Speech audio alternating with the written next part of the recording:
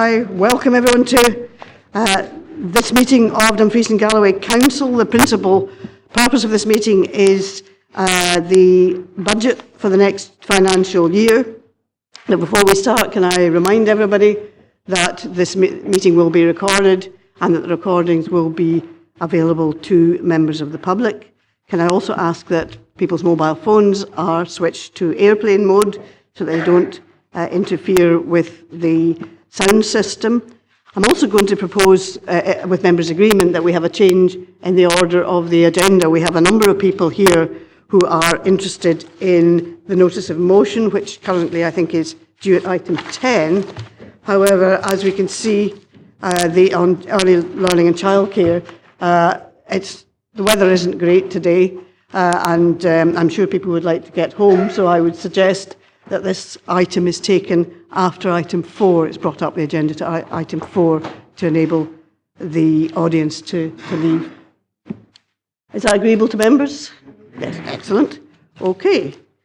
Can I just also say a few words about the main item on the budget and how we're going to deal with that?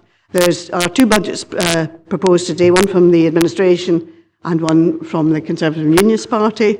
When we come to that item, I and Councillor Davidson will move second and speak to the administration motion. I will then invite, and I believe it's Councillor Carruthers and Councillor Nicholl to do the same for their budget as an amendment to our budget. And after they have spoken, I will invite members from the floor to take part in the debate. At the end of the debate, I will invite Councillors Nicholl and Carruthers to sum up on their budget, and Councillor Davidson and myself will sum up on our budget. We also have a report from the Section 95 officer, which provides us a further update on a range of matters with regard to the local government finance settlement and our respective budgets. Okay. Can I ask Rona as clerk for the Sederunt, and if there are any apologies for today's meeting? Thank you, Leader. We have no apologies, but as we start the meeting today, Councillor Scobie is not present. Hi, thank you, Rona. Any members who have a declaration of interest in any of the items to be discussed today? Oh, sorry. I suppose it's 10 years just, but member of the Integrated Joint Board, that comes under one of our items, very tenuous, but it's not a conflict by any means. Councillor Ferguson? Exactly the same, Leader. Councillor Surtees? Myself also. Councillor Sloan? And yourself, yeah. Okay, if there's no further declarations of interest, we have, at item 3, we have the minutes of the meeting of the 12th of December for approval. Are those minutes approved? Okay. And at item 4, we have the minutes of the meeting of 18th of January. That was the special meeting we held on the local development plan. Those are also for approval, and those contain the development plan and the various amendments which were proposed to that plan. How many copies you now have of the local development plan? Thanks very much for that. Can I now move to the notice of motion at which was item 10? And I invite Councillor Carruthers to speak to the motion in his name. Thank you, Leader. Can we take it that we've agreed 2.1? Then, Leader, if that's the case, I'll certainly proceed if that's the case. Okay, thank you very much, Leader. So, thanks very much for the whole council actually for allowing us to discuss this today and get into a little bit of debate in regards to how we potentially take this forward. We felt it was very important. It was brought to, I think, probably the bulk of the council's attention, but for some reason we seem to focus on this and take it maybe more seriously. But anyways, we are where we are here today in regards to try and find a way forward. Very much as we move through this, I'll speak briefly to the report, what I see within that and the points I'd like to maybe get further discussed with the whole council and trying to work our way forward, Leader. Ultimately, the report talks about, it says, the subject matter of the motion relates to the expansion of the early learning and childcare. It's not really, so maybe it's the way I've wrote it, but it's more about the 600 hours that we currently deliver at the moment. This is explicitly what this motion was for. and how we make that financially sustainable for the PVI sector, being the private, voluntary and independent sector, as outlined within the motion. Approximately 38% is delivered by them, the early learning and childcare, and 62% by the council ourselves. So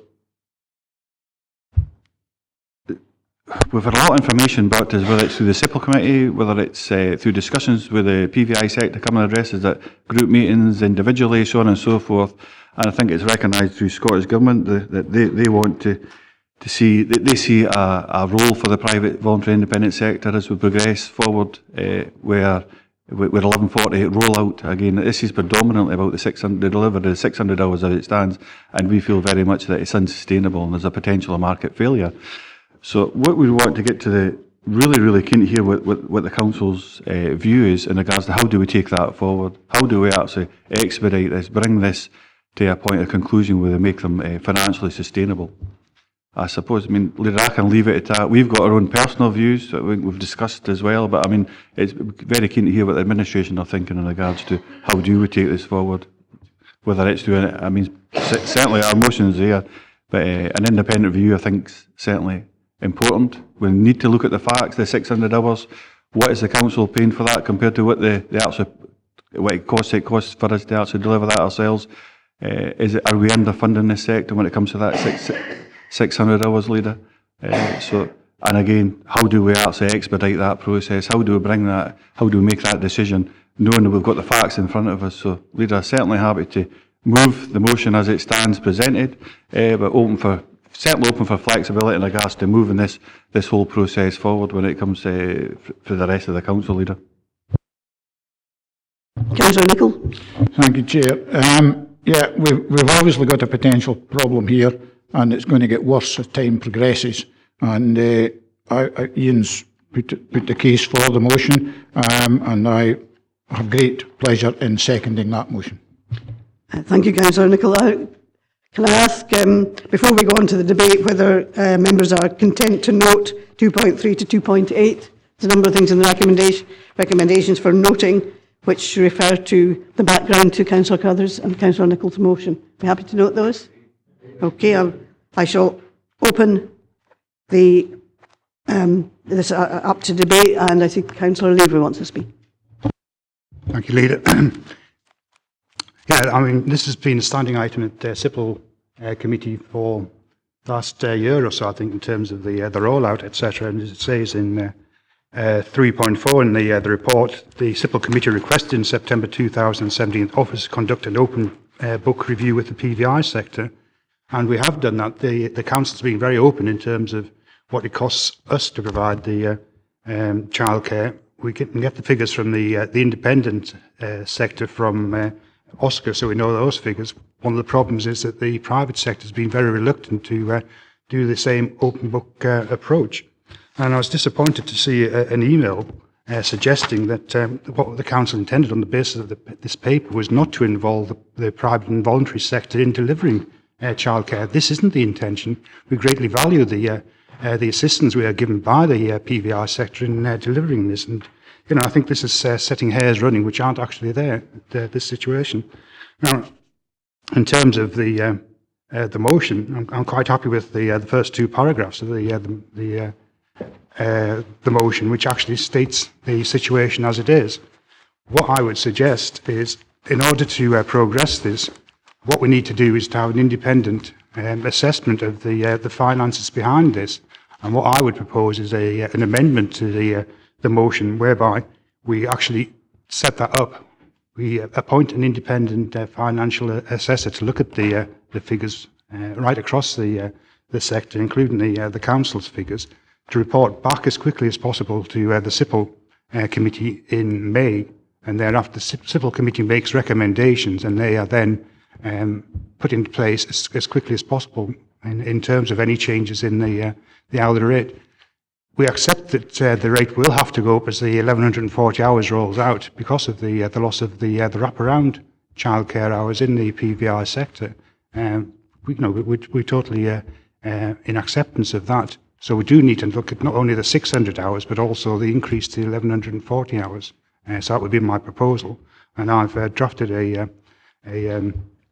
alternative to the motion which has been submitted, which actually brings this into account in terms of the independent review as quickly as possible. Thank you. Do you have a seconder? Councillor Surtees.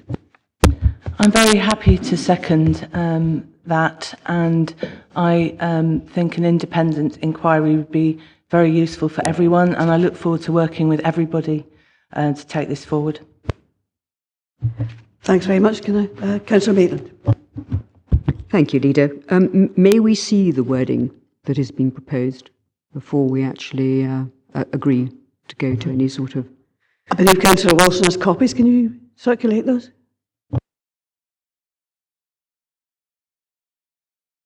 We have Councillor Brodie next, and then Councillor Crowthers.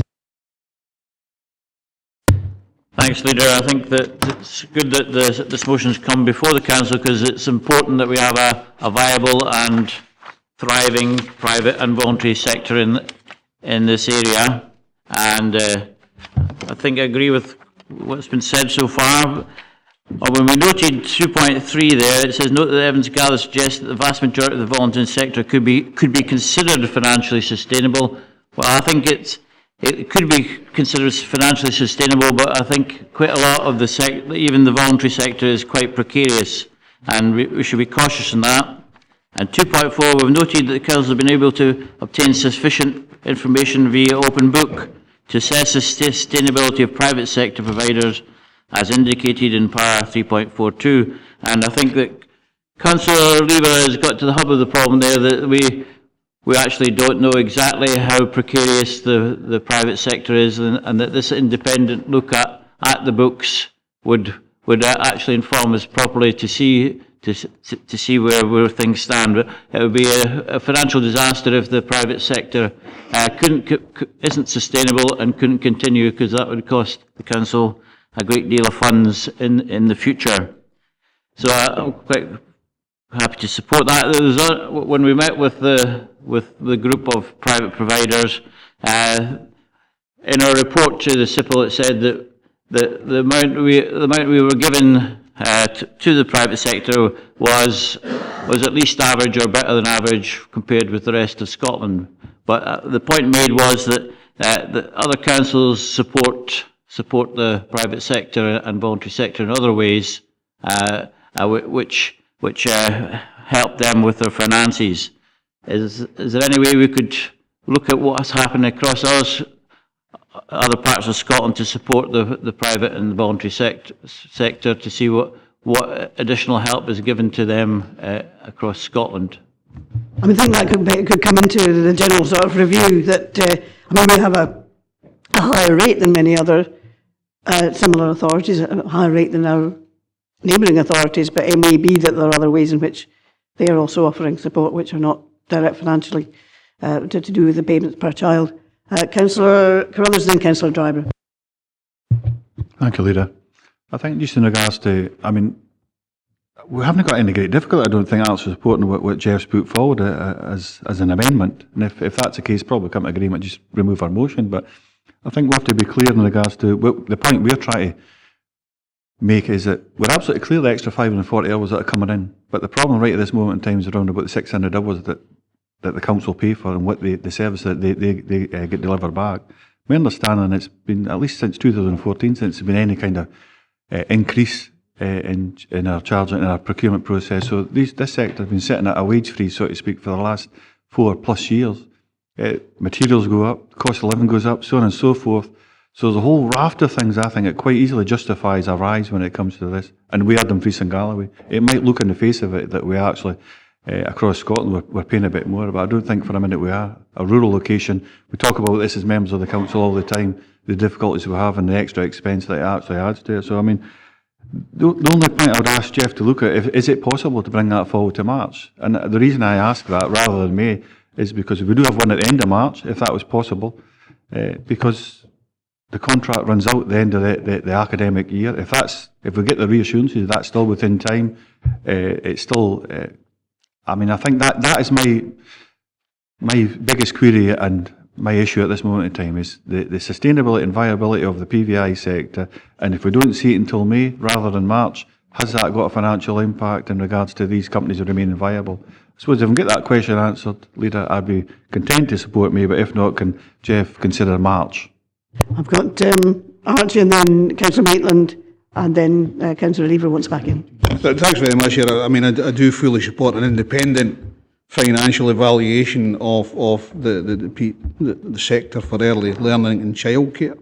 I think we need that information, though, because one of the things that I certainly keep getting from the PVI sector is that we don't trust council. So independence, of course, would hopefully remove that trust issue.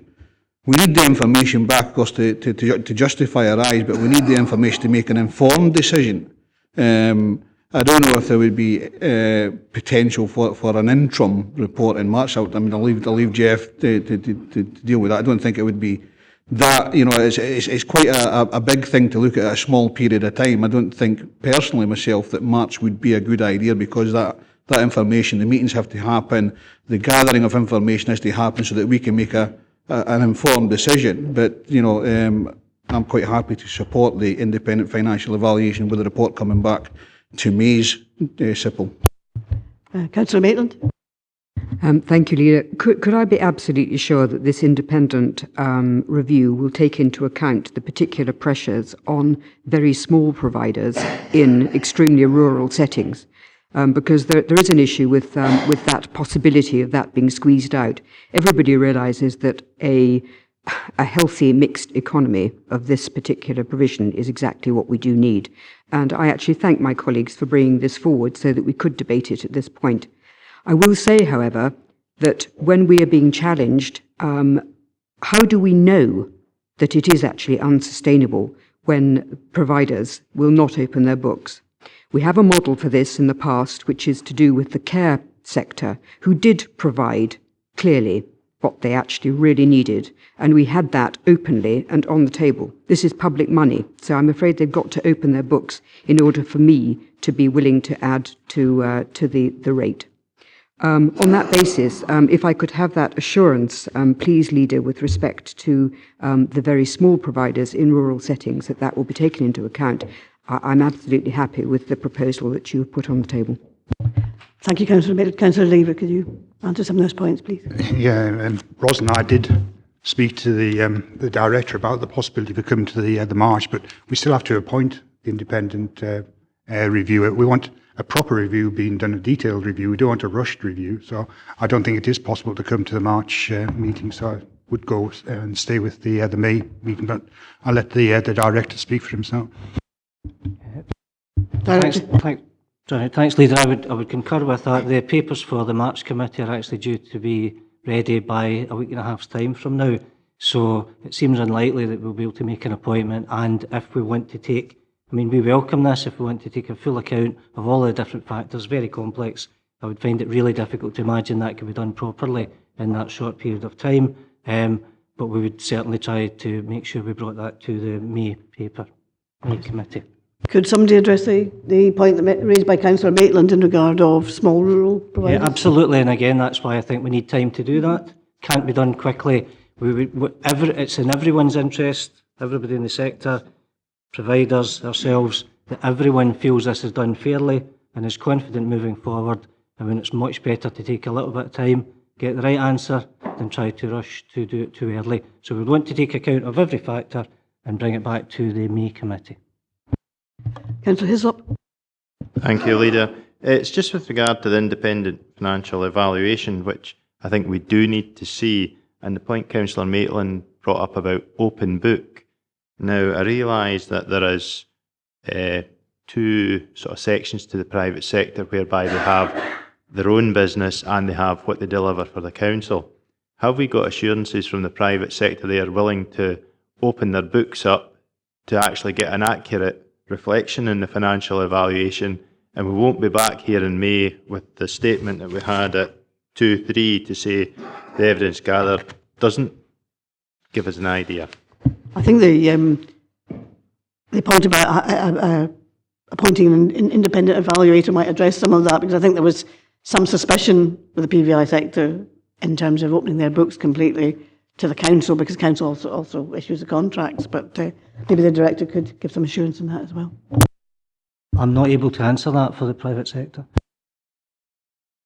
But I would imagine, I would hope, obviously, only the private and voluntary sector can actually answer for themselves. But in terms of the intention to appoint somebody independent to evaluate it, that hopefully that would create more trust and confidence amongst the sector. Yes, Leader, and I think the appointment's very important to give everybody confidence. Councillor Carruthers.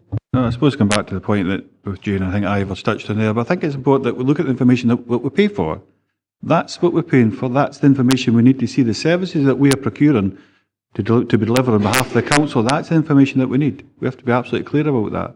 If there's other sides to that business going on, then that's for the private companies, voluntary organisations, the independent person who's leading. That's their business. But ultimately, we have to focus on what we are paying for. I think we're at odds if we start asking people or companies or organisations for information that's got nothing, that we don't pay for that. I don't know how much of that is actually our business. I understand the theme and the drive that's being asked for, but we have to be clear, I think, if we put this to due diligence, we can ask for what we pay for it. It goes beyond that. I don't know how far we're overstepping the mark at that point. Well, I don't think I'm not trying to speak for either Councillor Hislop or Councillor Maitland, but I think actually what they were referring to was an open book exercise with regard to the services that they provide for the council. Councillor Nicholson. Yeah, just on that, Councillor Carruthers' point, it's my understanding that some of the information that was coming back was that the private sector was subsidising, and we need to have a look at that to make sure, that's okay. What kind of figures is behind that. So that's why you need an open book system. So it's not just saying, let's have a look at for no reason at all. It's because the private sector are saying that they're subsidising out of their private business. Councillor Nicholl. Thank you, Leader. Can we get a guarantee that if this comes to the May meeting, if this independent assessment, independent inquiry comes to the May meeting, that we have the timescales are such that any recommendations that come to that can be implemented in time for the new academic year, the new contracts which will follow it?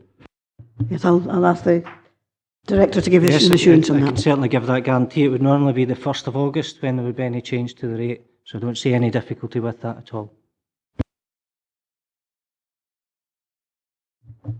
Okay, Councillor Carruthers. Take into consideration the debate that we've had, Leader, and the amendment that's been put forward. I mean, I think we've got a way forward. We've got the reassurances that it's more about delivery service, the continuity, reassurance for the PVI sector. We will look at this again in May. We've got that reassurance. We'll have the full facts. I mean, I think we should be concentrating solely on our 600 hours, what we're paying for. The report kind of goes away for that, but anyways, let's have a further conversation about that. But I think under the circumstances, we would remove our motion and accept the amendment as being the way forward. Yes, well, clearly it is simple that will be, everybody's quite happy with that it's, rather than come back to full council. I've also got Councillor Wilson, Councillor Ferguson. Thank you, Leader. I understand that Councillor Carruthers' motion is regarding the current provision that's currently given to early education, and in particular how the PVI sector helps us with that. But I think we also need to remember that there's a direction of travel in the sector for early years education.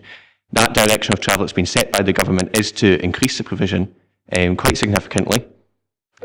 We are not yet aware of the resources that this council will be given to do that, and really this decision that is taken by SIPL in May does require to acknowledge the changes and the change in direction that will take place over the next 5 years. And it's important that we do appreciate that and that we take that into full consideration. So I appreciate that this is about the 600 hours currently provided, but I think that we do need to remember that there is a direction of travel, and that direction of travel is increased provision, and we must take that into account when we make these decisions in May. I asked at the last SIPL committee about when we'll know more information from the resources that will be given from the government to fund the increase, and I'll continue to do that every SIPL committee until we do know, because until we know that information, it does make it extremely difficult for us as this council to make a robust decision about how we, not only allocate funds to the private sector, but also how we allocate funds internally to the provision that we provide here internally. Thank you. Councillor Ferguson. Thanks very much, Leader, for letting me in. There's some here that get to cut the crux of the matter here. The appointment, whoever this person is absolutely crucial, and will have to be, can we just ensure that that person is totally acceptable to not just the private but also the voluntary and the not-for-profit sectors who currently operate? I know it puts a wee bit in there, but I think whoever this person is has to have the trust of the whole all the organisations involved. So can we make sure that they have some input into who that appointment is? Can I ask the Director for assurances on that? I'm assuming it wouldn't be me who makes that appointment, so perhaps I could pass that back to you, Leader. You may have some suggestions, however. Okay, are we content to agree the amend? Is that's acceptable to all? Okay. I think we would withdraw the motion there for the amendment. We'd certainly go forward. We agree with that, Leader. But I think Councillor Ferguson brings up a relevant point that whether they're on the selection panel or they're involved in some way in the PVI sector when it comes to that independent person, let's have a bit of co-production as we go forward, Leader. Thank you. So we'll move the amendment and agree the amendment in the name of Councillor Levengood. Thanks very much. Thank you for that.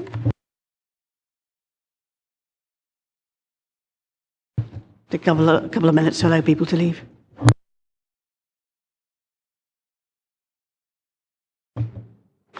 Okay, the next item is formal item number 5 on the Carers Scotland Act and the Dumfries and Galloway Scheme of Integration for the Joint Board. Carers Scotland Act 2016 will take effect from the 1st of April this year. It's a key piece of legislation designed to promote, defend and extend the rights of adult and young carers across Scotland. It brings a renewed focus to the role of unpaid carers and challenges the statutory independent and third sector to provide greater levels of help and support to carers to maintain their health and well-being. The Scottish Government wrote to Chief Officers on the 17th of November last year to advise that the schemes of integration should be amended to support the Carers Scotland Act 2016. And the report before us today is a culmination of the work which has taken place to give effect to these legislative changes. Members are asked to review and approve the changes to the scheme of integration which applies in Dumfries and Galloway. But these amendments are amendments referring to the new legislation which has to be incorporated.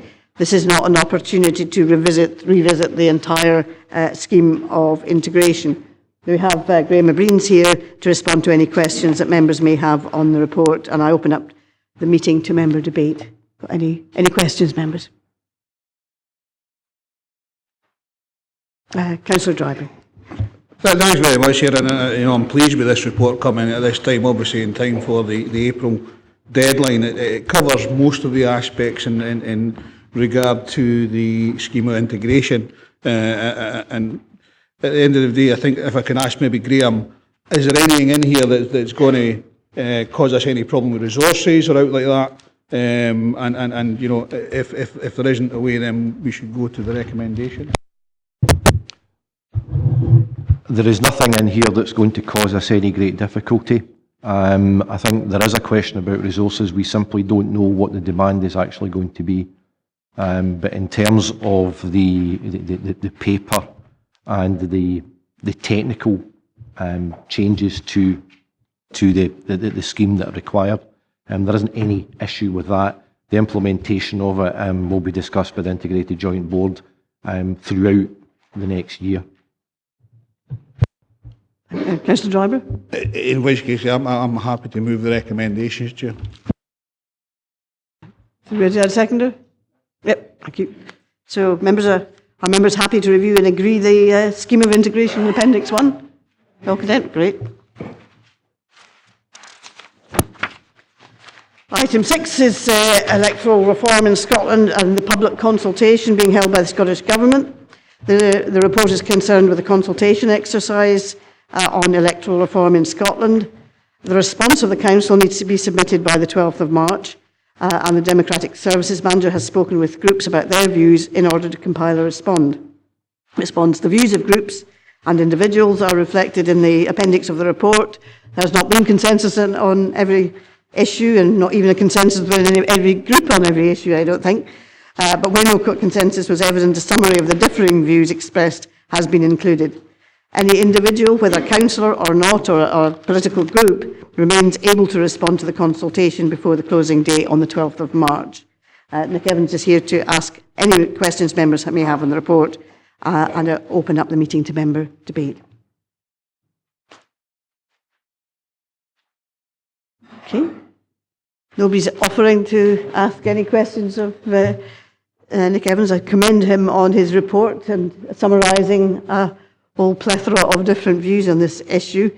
Are we content to agree the response as contained in Appendix 1 and to submit that to the Scottish Government? Councillor Nicholl. Thank you, Leader. Number 22. Do you agree that a voter should only be allowed to vote once in local government elections in Scotland? No consensus. How many times do they want us to vote? Once is enough, I think. I think the point is that people who live and work in different areas may, or live in one area at the weekend, another area during the week, or people like students are sometimes registered on more than one electoral roll for council elections, and therefore at the current time are actually able to vote in two separate local authority areas. It's whether they should continue to be allowed to do that or not, I think is a question. Personally, I would say no, but that's a personal point of view. Some of us would say no, some may not. We're happy to agree the response? Okay. Okay, item 7, council tax and community charges, restrictions on voting on the budget. It is a legal requirement that a member who is 2 or more months in arrears of council tax does not have voting rights in relation to fixing the council tax and is required to make a declaration to that effect. Is there any member who requires to make that declaration with regard to council tax? No, that's good. So members are now asked to note the provisions of Section 112 of the Local Government Finance Act, which removes a member's voting rights, and note that that does not actually apply to anybody in this council. Okay, item 8.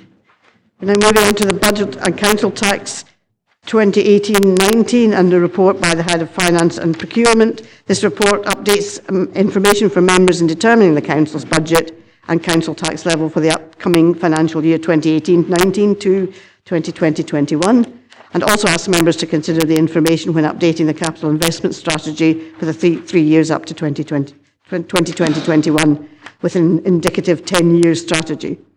The report highlights that in setting the council tax, we are required to do this based on an overall balanced budget for the financial year. And we have Gillian Ross, I believe, is present. Hello, Gillian. Here to speak to the report and answer any questions. And I'll open the meeting up to member debate. Do we have any questions on Gillian's report? Or Gillian, do you want to say anything more about your report? No, there's nothing else to add. Thanks. Okay. Any questions for Gillian? I think her report's quite clear. Thank you. So are we quite happy to consider 1 and 2 in our recommendations? Great. Okay. Right. So we now move on to the presentation of budget proposals. And as I said, that it is my intention to propose the motion in the name of the administration. And Councillor Davidson will then speak in seconding the motion, and then I will then request that Councillor Carruthers and Councillor Nicholl speak to their motion. We will pause briefly for distribution of the document which contains the administration's budget.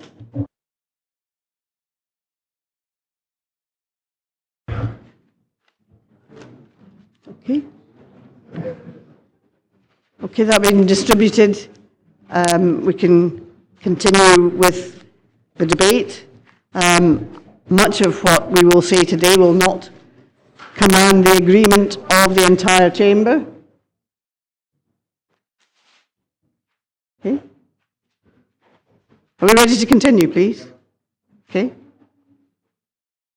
I have done teaching at some point, you can tell that. Can I start though with something I think that we will all agree right across the chamber, and that is to thank the officers of the council who have assisted both groups in coming forward with our budget proposals. In particular, I think Gillian, but I think all the directors have been of great assistance, and I'd like to put on record Even if we have different views about the budgets we bring forward, that we are grateful to them for their help in allowing us to do so. Between 2010 and 11 and this year, Dumfries and Galloway Council has had to make £86 million in savings. It is clear that this austerity agenda has failed. If it had succeeded, we should have been out of this continual cycle of cuts by now. It has not, and as we have just been advised in the report presented to us by Gillian Ross, we face further damaging cuts of £47.7 million over the next 3 financial years. This year, the gap between what we would require to continue with the services as they are and what we have is £12.052 million.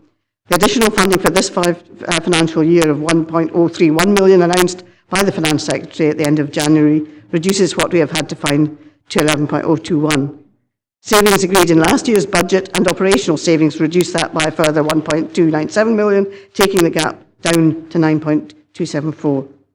Under these severe and continuing financial restrictions, the administration believes that we have no option other than to use the 3% increase in council tax permitted by the Finance Secretary. This will cost a council taxpayer in an average Band D house an additional 61 pence per week, but it will raise an additional £2.044 million in revenue. I am not aware of any council in Scotland which is not raising council tax by this amount. It is likely that we will remain the region with the lowest council tax in mainland Scotland, a situation which costs us £5.9 million relative to our revenue if our council tax was set at the Scottish average, which means that we still had to find £7.68 million in savings. The approach of this administration in determining these savings has been informed by the council plan agreed last September.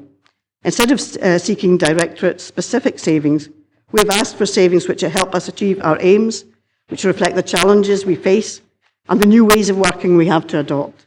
Our savings are therefore grouped by purpose, focusing on the council plan, transforming our customer experience through better use of digital technology, modernising service delivery, maximising the use of fewer assets, and developing a smaller and more flexibly skilled workforce.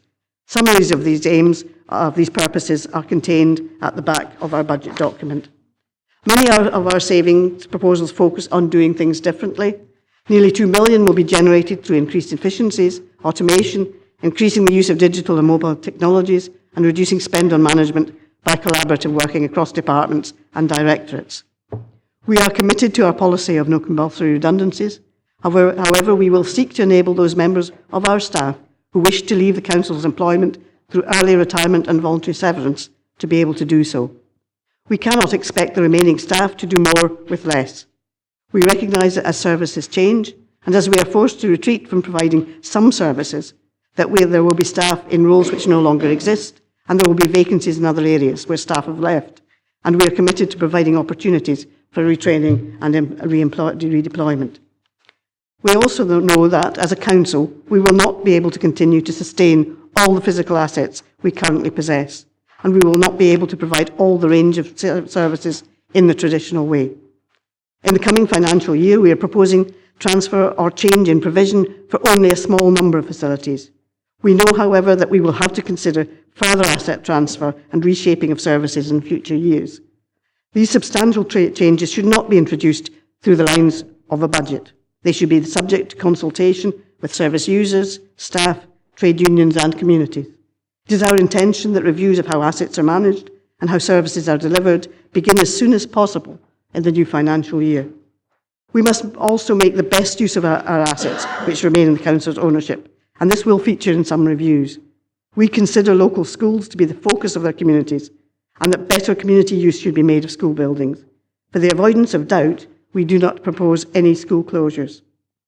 In December 2014, the Council established a business transformational steering group to consider a programme of change. We wish to establish a transformational board along similar lines to discuss and deliver new operating models within sustainable budgets. In doing so, consultation with service users, staff and communities will be essential. Our proposals protect the roads maintenance and winter maintenance budgets. Education is responsible for 40% of the Council's revenue spend. Therefore, we have sought to minimise the cut taken by SIPL. We are proposing some increases to fees and charges. However, school meals and burial charges will increase only by the rate of inflation. Council support for some third-party organisations will be reduced where services can be otherwise provided. However, in 2 cases, future commissions will be on a 3-year basis to allow them stability in the medium term. Despite the pressures on our budgets, we propose additional allocations, both revenue and capital, for policy initiatives. We will allocate another 1 million from second homes council tax revenue to increase the number of people living in our town centres by developing town centre sites and providing grants to improve empty homes and residential properties which are below tolerable standard. We will continue to allocate 154,000 to our major events and festivals, and we will continue to spend 1.047 million on employability and economic inclusion projects. Funding of 100,000 will remain in place to fund the taxi card scheme to assist our disabled and elderly residents. Our budget this year included 2.16 million for health and social care, which is required to be passed over to the Integrated Joint Board. In recognition that we have an older population in our region, and unlike some other local authorities, we will pass this over to the IJB in full, but we will attach conditions such as no increase in charges. We also believe that both the scrutiny and accountability of the IJB budget to elected members needs to improve. 2018 is the year of young people. We have managed to draw down 142,000 of leader funding by investing 98,000 of our own. Our budget proposals reflect our commitment to the children and young people of our region who represent our region's future. Many of our policy initiatives focus on inclusion, attainment, and enabling our children and young people to lead healthy lives and fulfil their potential. We propose establishing an apprenticeship board with partner organisations to maximise training and employment opportunities for our young people. This year, we have allocated 1.29 million to projects aimed at combating poverty, many of these focusing on supporting children and young people living in poverty to be able to access the same opportunities as others. We are allocating 195,000 to reducing the cost of the school day, removing the cost of providing materials for home economics and technical subjects, and providing discretionary funds, which would enable students to attend extracurricular activities which are linked to their studies for national qualifications. We will invest 20,000 to provide meals and holidays, piloting this in 2 areas, one urban and one rural during the summer holidays. We will provide 100,000 for free sanitary products in schools from August. Both measures will improve the quality of life experienced by many of our young people. We will also provide a further 50,000 to support the development of credit unions and 150,000 to mitigate the consequences of welfare reform. Universal credit will be rolled out to Dumfries and Galloway in May, and we know from the experience of other authorities that there will be an increase in applications for crisis payments and community care grants, and therefore the budget for these will need to be augmented. 350,000 will again be allocated for distribution by area committees for local anti-poverty initiatives such as food banks. The outcomes for looked after children and young people across Scotland are poor compared with their peers. This group of young people are most likely to end up not in employment, education or training and in the criminal justice system. We will invest 100,000 in additional support for learning for this disadvantaged group of young people, recognising that local authorities often fail as corporate parents. This funding will be recurrent, as the issues which impair the prospects of looked after children and young people will take time to resolve. This administration is committed to providing the best start in life for all our children and young people. We recognise that additional support needs of some children may not currently be being met, and we will therefore review provision on additional support for learning, reporting back to the SIPL committee. Our new schools will have safe Wi-Fi technology, which aids both teaching and learning. We will invest 1.8 million of capital over 2 years to ensure that all our secondary school pupils receive the educational benefits of this technology. Last year's investment of 500,000 for inclusive play has supported the development of inclusive play parks in Dumfries, Annan and Stranraer, where children with disabilities will be able to play safely with their peers, no longer relegated to watching others having fun on equipment that they cannot access. A further investment of 500,000 capital over the next 2 years will extend this initiative to Lockerbie, Castle Douglas, Newton Stewart and Upper Nithsdale, a total of 7 inclusive play parks across our region by the end of 2019-20, making Dumfries and Galloway an inclusive place to live, work and play. We will also establish a new play park fund through a capital investment of $500,000. Working with partners, this will be used to replace ageing play equipment in other parks, helping our children to become healthy and remain active. We also propose investing $65,000 a year over the next 3 years to promote our tourism offer more widely, including the lucrative markets in Northern Europe, where exchange rates makes the UK an attractive place, destination for visitors. Last summer, other parts of Scotland seemed to be unable to cope with these visitors. Well, they will be very welcome in Dumfries and Galloway. We recognise that our roads infrastructure is suffering as a consequence of recent weather conditions. In addition to protecting the roads maintenance revenue budget, we will invest a further $500,000 of capital in roads maintenance. We also recognise the success of the Crichton Educational and Business Campus. Although it will not have any budgetary consequences for the Council, we intend to use our borrowing capacity to lend funds to the Crichton Trust to make future investment in upgrading the properties on this important site to our economy. Although we have not allocated funding specifically for Annan Harbour, we will instruct officers to investigate the feasibility of possible arrangements for the future of the harbour and to report back to the EEI committee. For the time being, I will leave comment on the opposition proposals to Councillors Carruthers and Nicholl, other than that to say that I hadn't realised that the back of a fag packet was quite that large. I move the motion in my name and I hand over to my colleague Councillor Rob Davison to second.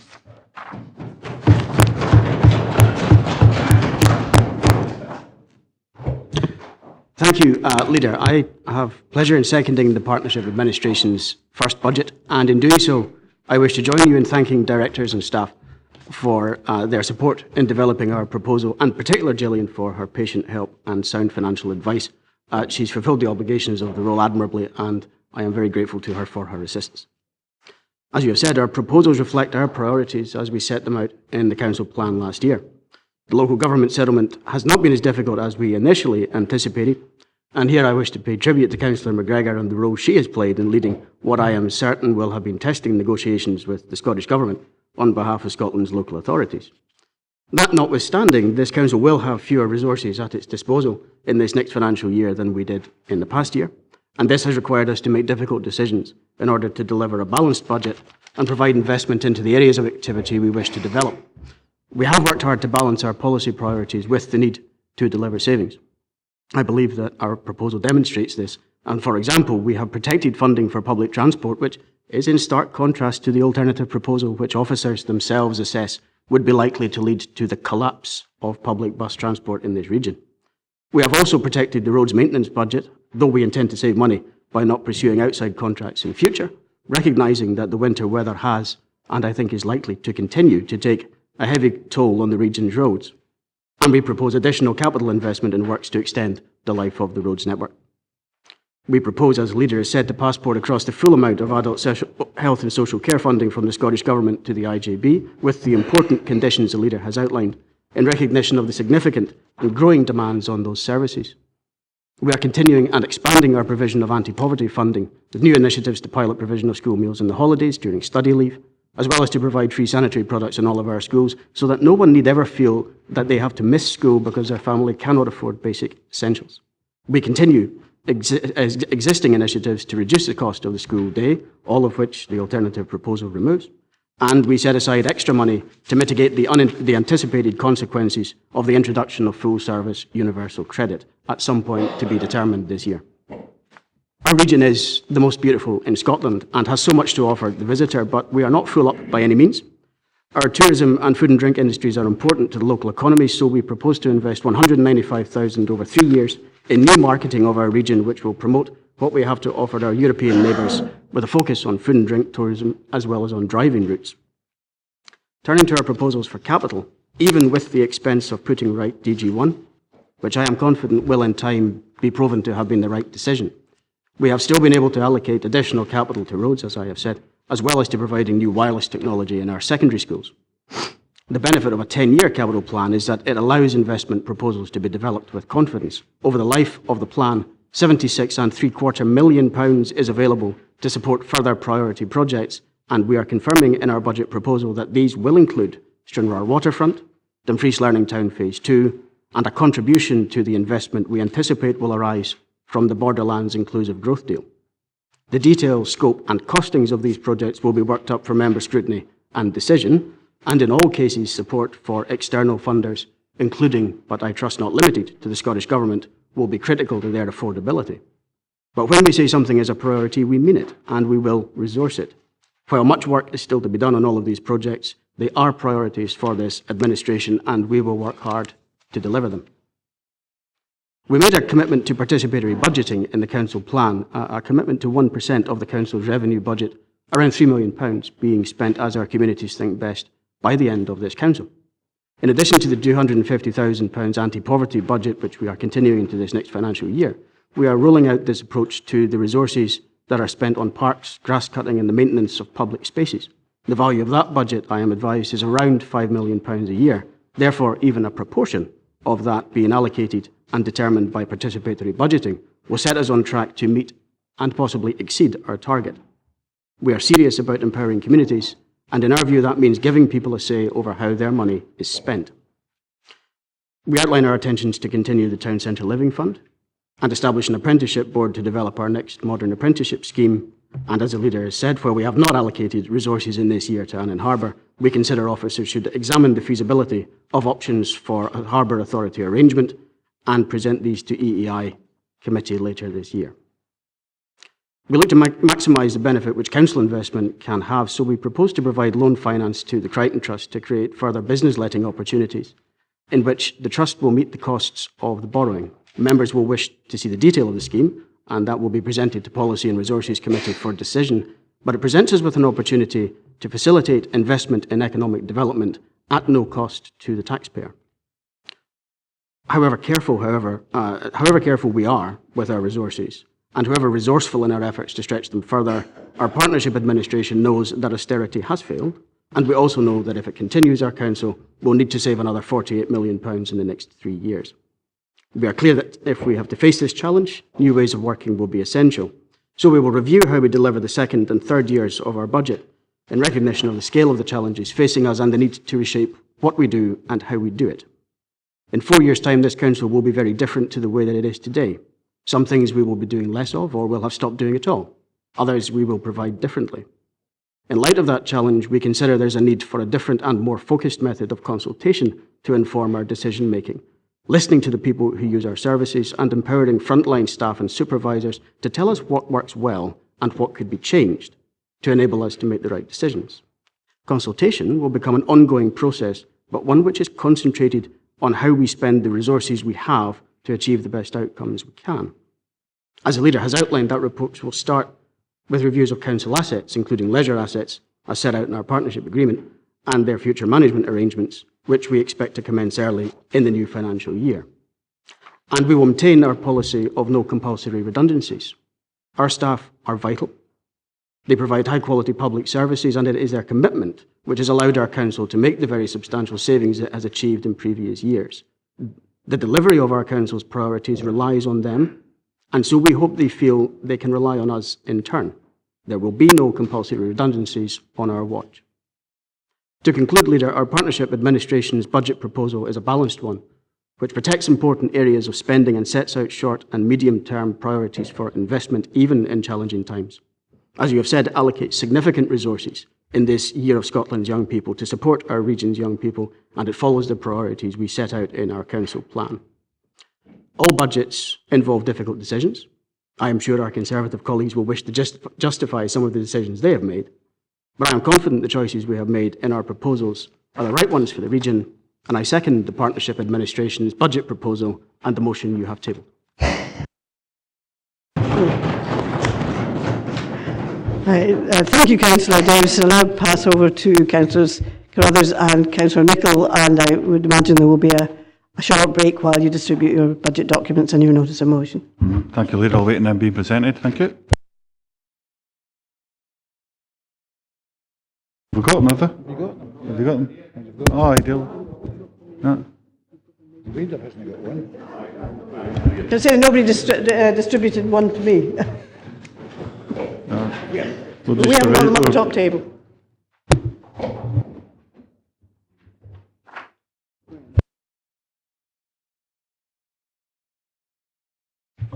Okay.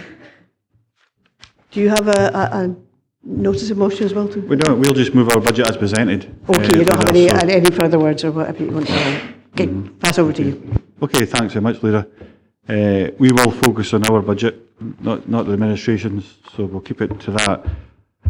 Like yourself, I think we have to give thanks to all officials in regards to the amount of help they've given as ourselves as a group. We set up a budget development working group, worked through that. We can't thank all staff enough when it comes to that. So, but I would like to start with thanking the finance team under Julian Ross for all the hard work they've put in, and wish Paul Garrett the very best of health as he comes back to work as well. I also want to thank my own group of councillors who have all taken the chance to have their input into our budget. And last but not least, Graham Nicholl and Malcolm Johnston, who devoted an inordinate amount of time, and their help was very much appreciated in regards to being the two fellow members on the budget development working group leader. So I'd like to lay down thanks out there to everyone. Back in 2007, Dumfries and Galloway seen an election, a local election, a council election, where there was an overwhelming support for the Conservative council candidates as they came forward. We picked up nearly 39% of the vote and returned 16 members to this council, and that's something that we're proud of and hope to continue that. We did give Shuri a lot of respect, I think, Leader, to be with yourself and Councillor Davison. Just haven't seen that because I think Councillor Nicholson gave a big yawn there. But 2018 sees yet more cuts being imposed on local authorities across Scotland. And councils slip ever further down the priority list at national government level. In these continuing difficult financial times, we have chosen to prioritise what we feel is the important issues to the people of Dumfries and Galloway. The Conservative Group budget has protected health and social care through the integrated joint board allocation, children, young people, lifelong learning by allowing a number of teachers to be released from employment through a voluntary mechanism whilst maintaining teacher ratio numbers, and a legitimate attempt to grow the regional economy and local jobs wherever possible, and have continued to adhere to the no compulsory redundancy. We think this could be the last year, might get one away with one more, but ultimately what's coming is very difficult for all political groups on this council. So we do see that tsunami coming, but we recognise that we still had an ability to do it this year, so we kept to that particular policy. So, if our budget goes through today, what will happen? This is where we want to get to the nub of, Leader. So, firstly, we will support the Borderlands project by allocating enough resource to make sure our projects are ready and fit for purpose by the end of September, therefore benefiting from the Westminster budget announcements later on this year. Secondly, we will, through the major event strategy, have invested a further £96,000 on top of the already allocated £275,000. By doing this, we will encourage and protect common ridings, riding the marches, events that have been held in Dumfries and Galloway for over 700 years, giving them the financial security and sustainability whilst protecting our local heritage for generations to come. Thirdly, we will start the long-awaited and overdue process and bring Annan Harbour under the jurisdiction of the Council through the provision of a Harbour Revision Order, thus adding to the economy of our region and Annan. Fourthly, we will commission a destination development plan for absolute certainty that clearly sets out how Dumfries and Galloway are positioned across the world and what steps need to be taken to start growing this sector. The economic impact to our economy was in the region of £350 million when it comes to the tourism sector across Dumfries and Galloway. That now sits around 327, and we have to stop the backward trend and give this sector the level of support that it needs and deserves.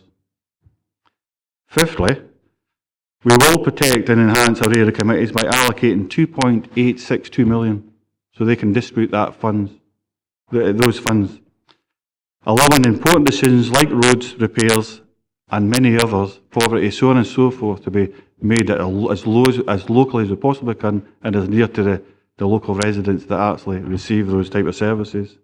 Sixthly, which is at the end of my part, Leader, we will keep fighting poverty at all levels. Increasing the regional economy is our first priority. We will build that economy if our budget gets realised today.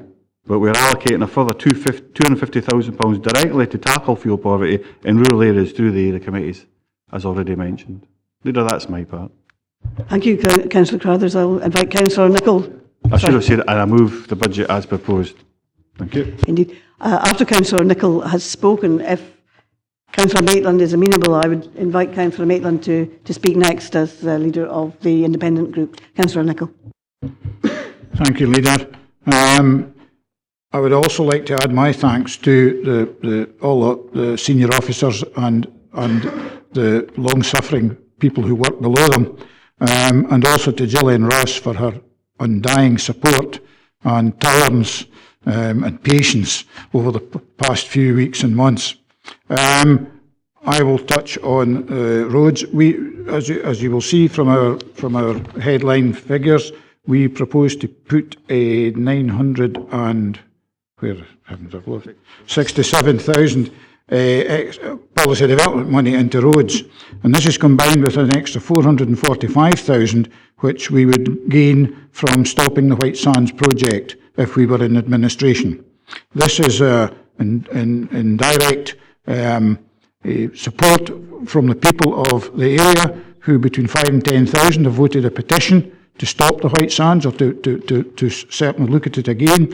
And so the Conservative group is certainly listening to the local people, where they've said their piece. This would give us a 1.412 million to go into our roads, because if you go round our area, round our community councils, the one item that is top of the agenda is the state of our area, the roads in our area. Now, I hope the coughing has stopped. This money would be distributed through area committees on a proportional basis, therefore giving local members who would be armed with feedback from community councils and the public, getting a very good input on the road repairs, giving them the ability to have a very good input on the road repairs where they were necessary and needed. Another headline that we've got that Ian didn't mention, well, he did mention Annan Harbour, but half of that money, the £50,000 of that £100,000 that's earmarked for Annan Harbour, in the headline is earmarked for Annan Harbour, would be going to our local harbours, the ones which are controlled by the council, to carry on with maintenance and upgrading of these facilities. We are very keen to promote the local economy and realise that these harbours give a lot of help, a lot of work, a lot of employment, and in the local areas, and the local fair proportion of the local population are involved in the work carried on by these harbours, whether it be big business like we have, relatively big business like we have in Kirkcudbright, or whether it be in the rural villages like Garliston, Isle of Whithorn and Port William, where there are smaller fishing fleets operating out of them. But it is important that we're vital to keep these facilities open for both funding, for both fishing and pleasure craft, helping both the indigenous fishing industry and the local economy through tourism. With that, I am honoured, privileged and delighted to second the Conservative and Unionist group budget proposals, and contrary to what the leader said, they weren't done in the back of a fag packet because I don't smoke. Thank you. Thank you, Councillor Nicholl. Councillor Maitland, do you want to say a few words, and then I seek members wishing to contribute, please. Councillor Maitland. Leader, thank you. I'm grateful for this opportunity. However, basically, I think I've nothing to say really other than that the independent group said, as they looked at your collection of suggestions and presentations, how I wish that you'd all got together and put together a composite budget, because there are parts in both of your budgets which are easily supportable by, I think, all of our group. And there are parts which, I'm sorry, we just don't think are quite so acceptable.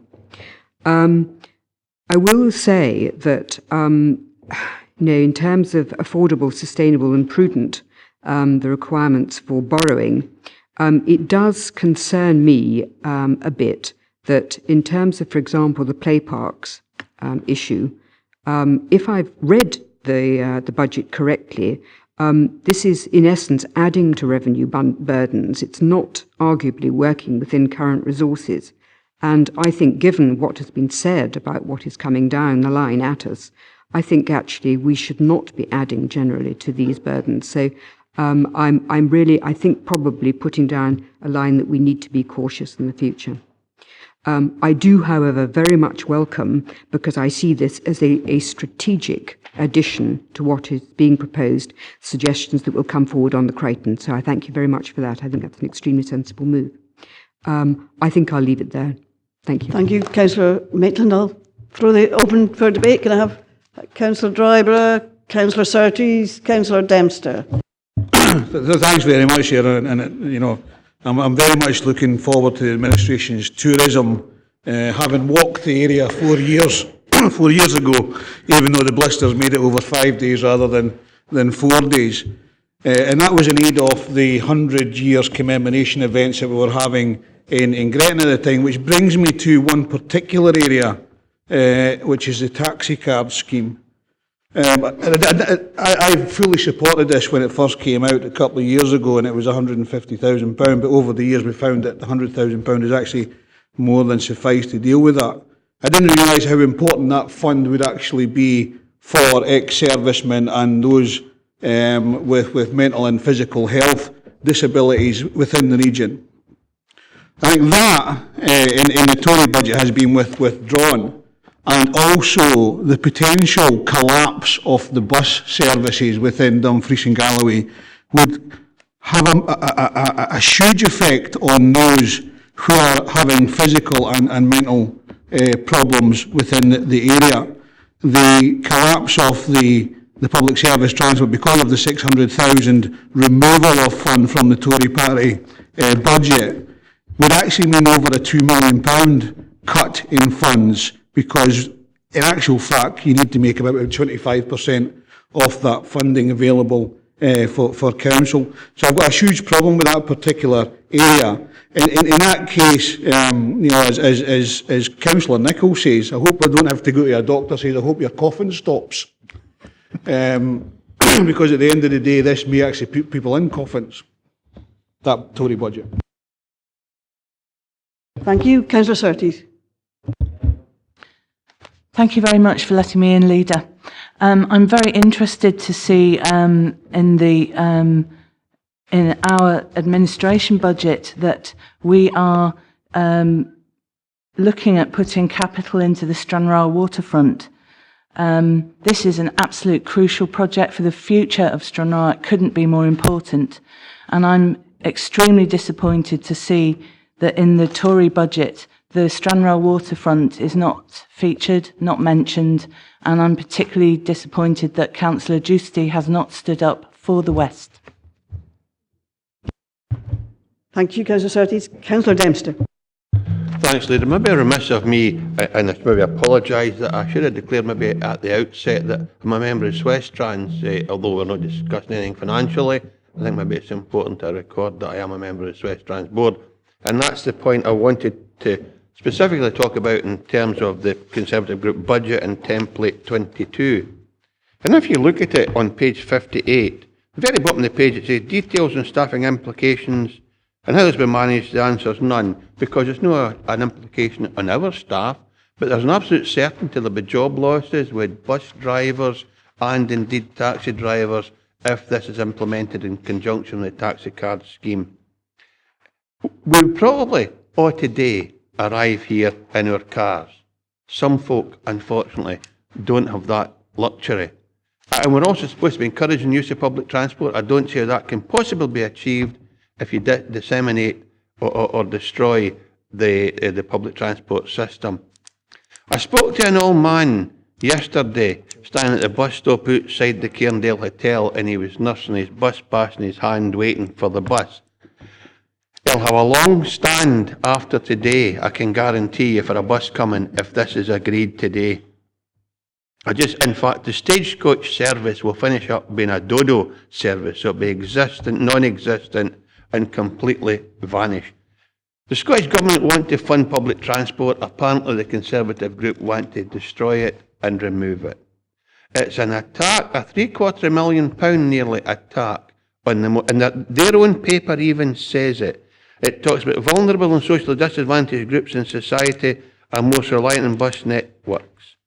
This includes low-income households, young people in education are trying to enter the job market, older people, disabled people, job seekers and women. That's who this proposal is attacking. Nothing more than that. Even the impact assessment, their own paper says it. The impact on age will be high negative. The impact on disability will be high negative. And they're asking us to agree a proposal like that. There's one member of this council that comes here on his bike, Sean.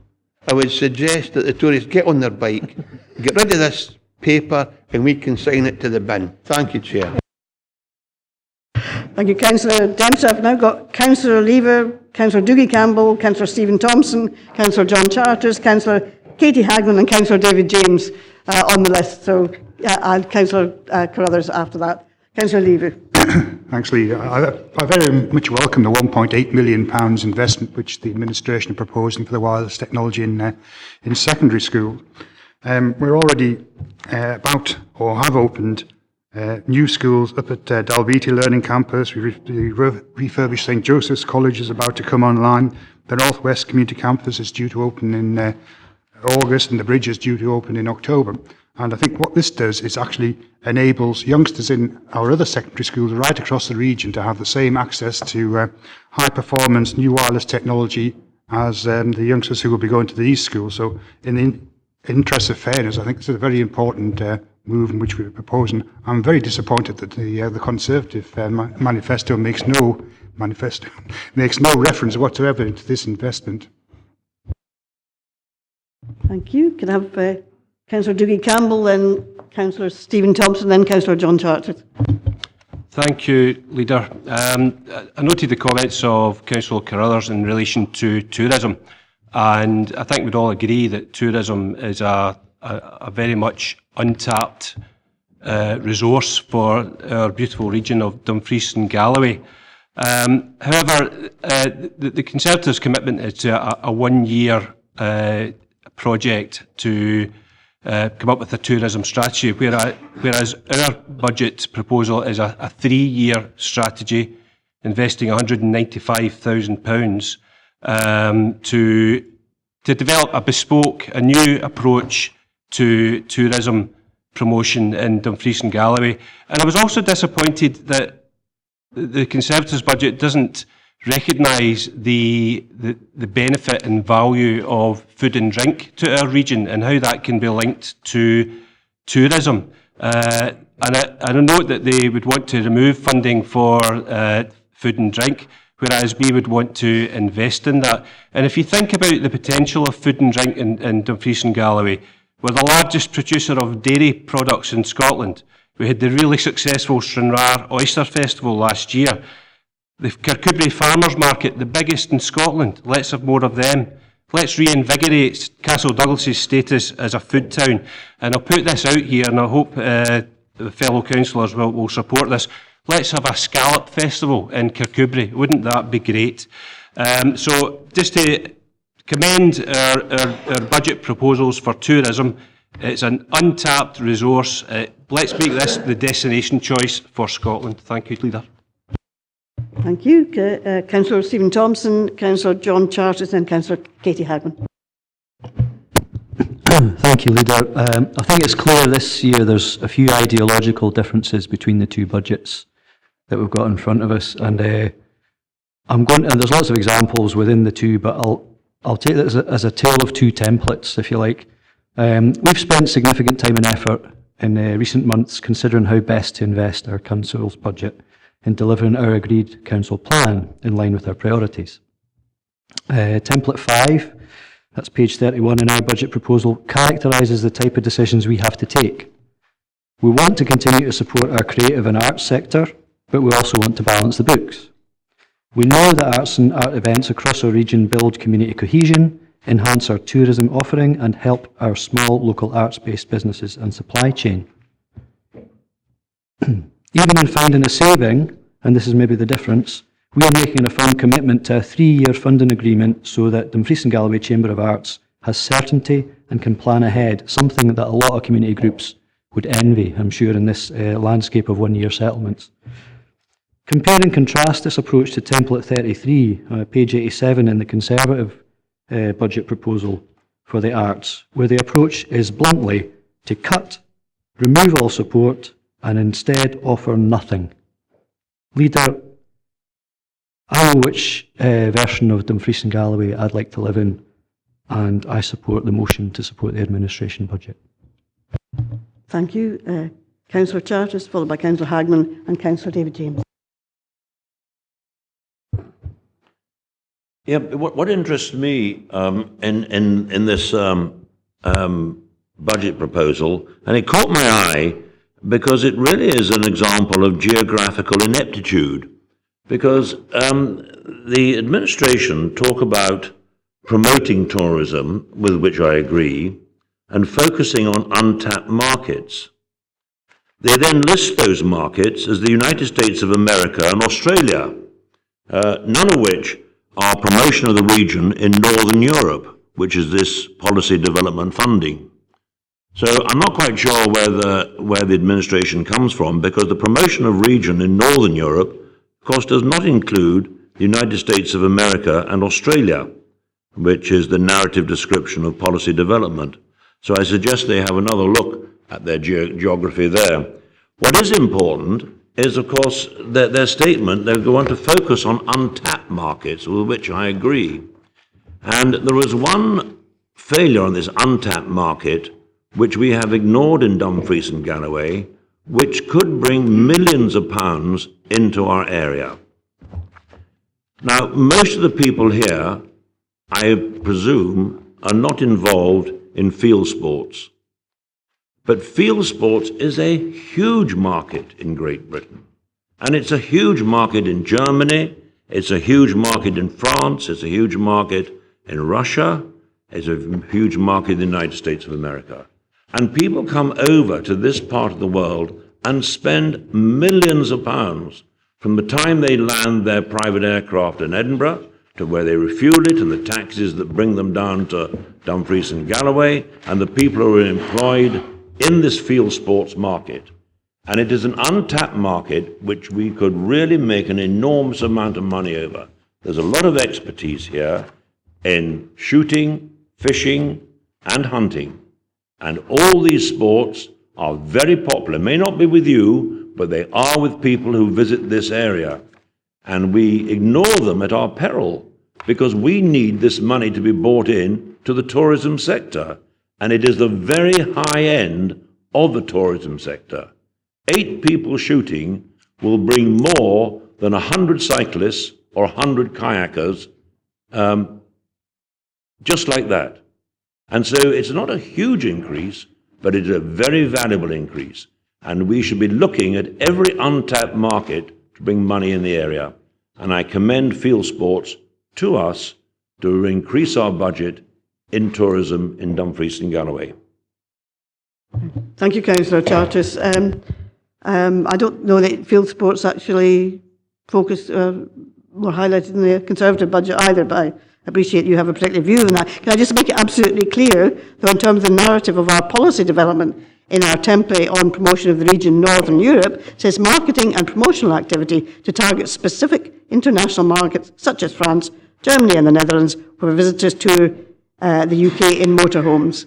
And then the reference to Australia and the USA is actually just a reference to a recent visitor survey. So it's quite clear that the policy is about promotional of activity at those markets in Northern Europe where there is an untapped market to bring people in and making it more attractive to people. So they don't go up to Skye and feel that till that Skye is full that they come here instead. Thank you. Councillor Hagman, followed by Councillor James and Councillor Carruthers. Thank you, Leader. I'm going to move somewhat the debate from field sports to poverty within our region.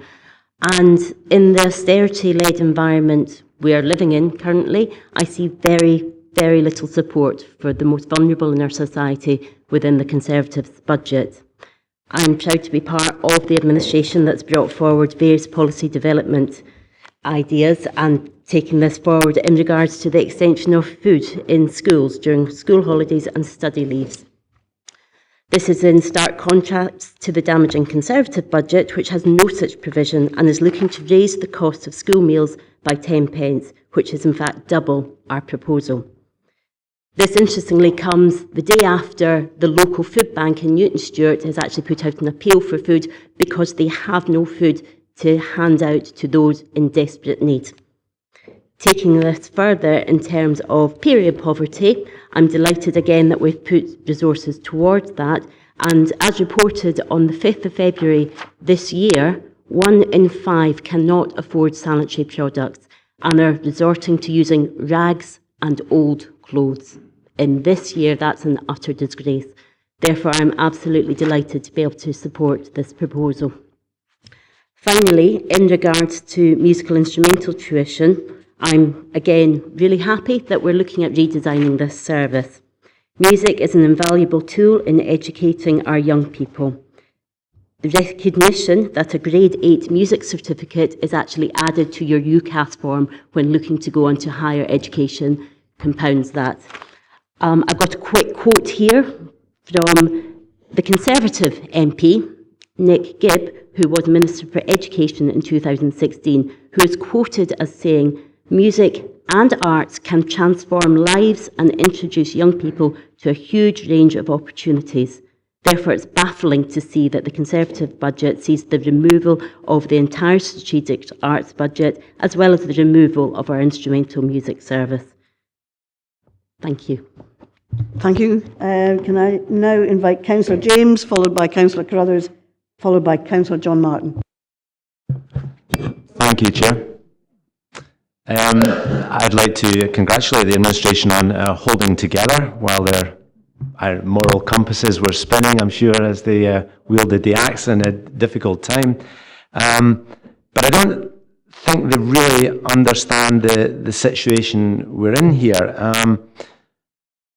And you have to make money before you spend it. And this is the year of the young. And I notice historically, young people would get up and go in Dumfries and Galloway. They get up and they go. And I think you alluded to a lot of people we're left with are disadvantaged and troubled, and we have to look after them.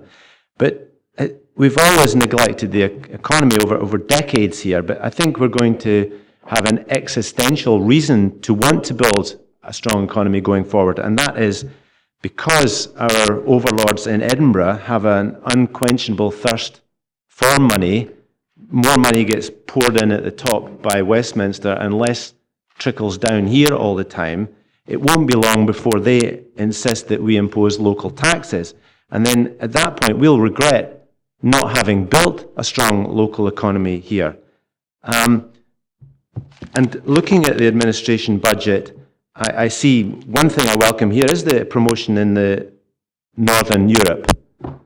But it would be ein Tropfen auf einen heißen Stein, if I want to quote somebody from Northern Europe, that it's just not enough to do anything, really. A few extra caravans maybe might come. And our Destination Development Plan proposal is the precursor to hopefully a larger investment. I mean, in my own personal opinion, I think a figure like 2 million would be what we need to invest in tourism and food and drink to make a game-changing difference and build a local economy. The payback would be much, much more than the investment. So, looking at the administration proposal here and thinking about young people who might like to have careers and opportunities to stay in the region, it's all very well, we're just offering them sandwiches and sanitary towels. It's not enough. And I can't support this because there's no hope in it. There's no end to the tunnel of cuts. There's nowhere out. And I think if there are some people among the independents or even the administration who have the political self-confidence, they should actually abstain from this because it doesn't address the situation we're in. And another issue that hasn't been dealt with at all here is how bad we are at procurement. We lose millions on things like spectaculars like DG1, or we're confronted with walls in Wigtonshire that are gone wrong due to bad procurement. But that's the sort of amounts of money that we can't afford to lose and can never be compensated by cutting the mobile library service. I mean, I followed the van in today and I was thinking, oh, what a nice place, Dumfries and Galloway, isn't what a joyful looking van, probably doing some people making their day. I mean, just cut it is only 81,000, but it's nothing compared with what we'll lose by being bad at procurement. And I hope as we go forward in the next year with this consultation process that Councillor Davison is prepared to do some consulting with the party that won 12 out of the 13 wards at the last election, and we come up between us with something much better than this. So I hope that it doesn't get passed, and I'll certainly voting against it. Thank you for your attention. Okay. Councillor Crothers, Councillor Martin, Councillor Wood, and then Councillor Marshall. I hadn't forgotten you. Actually, I'll catch up the bulk of my stuff and then sum it up as we get the chance. But just for clarity, could you just remind me how much the administration's putting into area committees, please, Leader? My understanding it's a cut, but maybe you can correct that. There is a cut to the area committees in terms of the policy development money, which we were taking out. That was 500k, but we are putting in 350 on anti-poverty, and also rolling up the remainder of the community safety monies, which hadn't been spent. Do you have more to say? No, I'll catch it in the summing up. When we go back to summing up, I'll catch it. So that's, I've put that on as 712 plus Yeah. yeah. But I don't know Councillor what that Martin, figure is. Councillor Johnston, sorry, Councillor Martin, Councillor Johnston, and Councillor Wood. I think Sean was before. Thanks, Chair. As I say, I don't think it's any surprise that the Tories here have abandoned done away with the White Sands scheme in their budget. As I say, we've heard about this, I'm hearing about this petition of 10,000 for against the White Sands flood prevention scheme or the White Sands regeneration scheme. The petition was actually more focused at doing away with the car park than doing anything. And I think the 10,000 signatures, if you take away the multiple signatures and that, etc., it was well short of 10,000. But saying that, it more or less, they're doing away, it just seems to be like Dumfries flood. But it was funny that when Carsfairn flooded, they came forward with a flood prevention scheme there at the top of their list. But it just seems like Dumfries, leave it alone, is the only major town in Scotland without any flood prevention scheme. As I say, every time that Sands floods, the Dumfries becomes an absolute gridlock with the traffic, because that's more or less the main arterial route through the town. As I say, there's nothing in their budget about the infrastructure on the White Sands. The sewage system really needs updated. It's an ancient, more or less done. System's more or less done. Every time the sands flood, shops along there get raw sewage put into their shops, but there's nothing in their budget to alleviate that. As I say, it just seems absolutely, we'll just let Dumfries become the only town in Scotland without any flood prevention scheme. And can I just say, I find it as well in the school patrol, the school crossing patrols, I don't know, I just didn't understand it. Patrols being taken away, it's got Georgeston there too. There's actually 3 crossing patrols at Georgeston. So we've got to have a ballot to see what one gets taken away. There's no mention of Callside in there. They have 2. Are they staying or are they going away? It just doesn't seem to make sense, any other budget on the school. And it'll be in there, it's a lot of people, and it's actually got to be a cut in their wages, which, as I say, it's just typical Tory budget. Thank you, Councillor Martin. I'll read through we've got on the list. I think some people think they've been left off. It's Councillor Malcolm Johnson next, then Councillor Andrew Wood, Councillor Sean Marshall, Councillor Andy Ferguson, Councillor Ian Hislop, Councillor Richard Brodie, Councillor Adam Wilson, and Councillor Tracy Little. Okay, so Councillor Johnson. Thank you, Leader. It was just to highlight 2 things in our budget which are related to Dumfries, in particular Dumfries Town Centre. And to paraphrase Councillor Wilson, the general direction of travel with, as far as parking is concerned, is decriminalisation, for which we've allocated a sum of money. This is recognised throughout Scotland as a major problem through Sustrans, Cycling Scotland. Blue badge holders find our Wild West parking regime not suitable. where I've got a Mexican standoff at the minute, hoping that the police are going to come to the rescue, but they're not going to do it. We're basically the only council in Scotland who is not currently moving in this direction, and I think it's important that we do look at that as a means to help the regeneration of the town centre as much as anything else. Also, it connects slightly with the LDP, where I was very pleased that we managed to make some slight improvement in that we highlighted potentially the need for more accommodation in the town centre. Again, this is going to lead to further parking issues potentially as people live in the town, because as has been highlighted in Dumfries and Galloway, we're a rural region and we rely on our cars. And the next thing is, we currently have a town centre which in my opinion has a pedestrianised area that is far too large. It perhaps made sense 20 years ago or whenever it was when it was done, but the retail landscape has changed dramatically in that period with the businesses moving out of the town, and everybody knows in the last few weeks there's been major changes in the town centre, and I think it's perhaps time that we reassessed whether the pedestrianised model, whether it be completely pedestrianised, partially pedestrianised, but we need to look at it, because the other issue we have with it is basically unenforced. We now have people driving up to use cash machines. We see it every day. We have delivery vans going up the high street. It's only a matter of time, I think, before someone actually gets hurt. So we need to make the decision, is it to be pedestrianised or is it not? And then we need to move ahead with whatever direction of travel we choose to take with it. And it also says in the template that we've currently got 950 parking spaces in the town centre. Well, Cuckoo Bridge alone's got 1,500 parking spaces. You know, that is the way retail's moving. And by allocating some money in our budget towards investigating these things, I think it could be a very good first step to doing something about it. And it's reached the stage where the people in Dumfries are actually desperate to see something done. And we need to be seen to do something. And it's a bit disappointing that it's not mentioned in your budget, but we've put it forward, and I think hopefully it will be something that comes up in discussions in the months and times to come. Thank you. Thank you. Can I have Councillor Wood, and then Councillor Marshall and Councillor Ferguson? Thank you, Leader.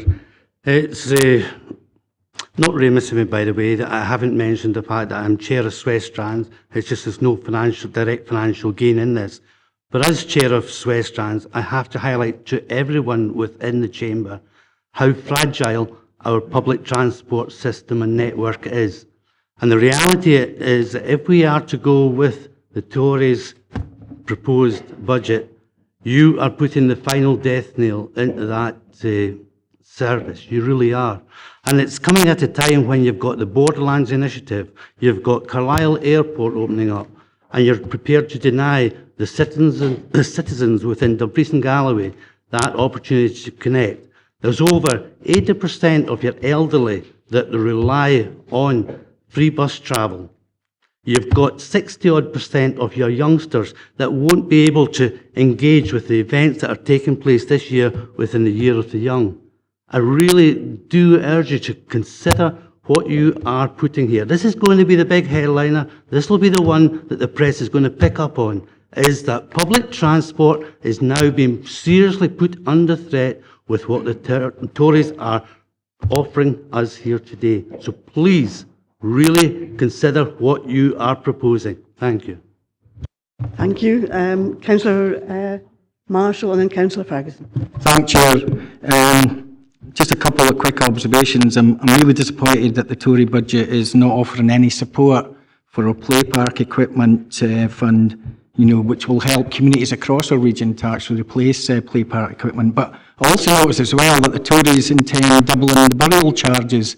So that means that although Dumfries and Galloway will still be one of the least expensive places in Scotland to live in, it'll be one of the most expensive to die in. Thank you. Councillor Ferguson, followed by Councillor Hislop. Thanks, Leader. One of the problems of coming late is other folks steal what you want to say. Two things. Toughen crime, the Tories of yesteryear must be whirling in their graves when you're cutting back on the community safety team. I think that you know, I wouldn't wish us going back to the 1970s right enough, but that was their mantra. We're tough on crime. The other thing is the transport situation, and I have to refer to this because after a lot of negotiation, Swestrans and the NHS and everything else, we managed to get all the buses coming in for the west of the region going into the new hospital. That would be at grave risk, which means people going to appointments by public transport would have a real problem. And it would also affect, just to lighten the mood here a wee bit, the tourism and stroke economic benefit, because when the hospital was opened at first, or just before it was opened, there was a significant number of older people were brought in minibuses, buses and everything else to see around the place. Right? They were so impressed. Right? They're now coming back for their lunch in minibuses. Right?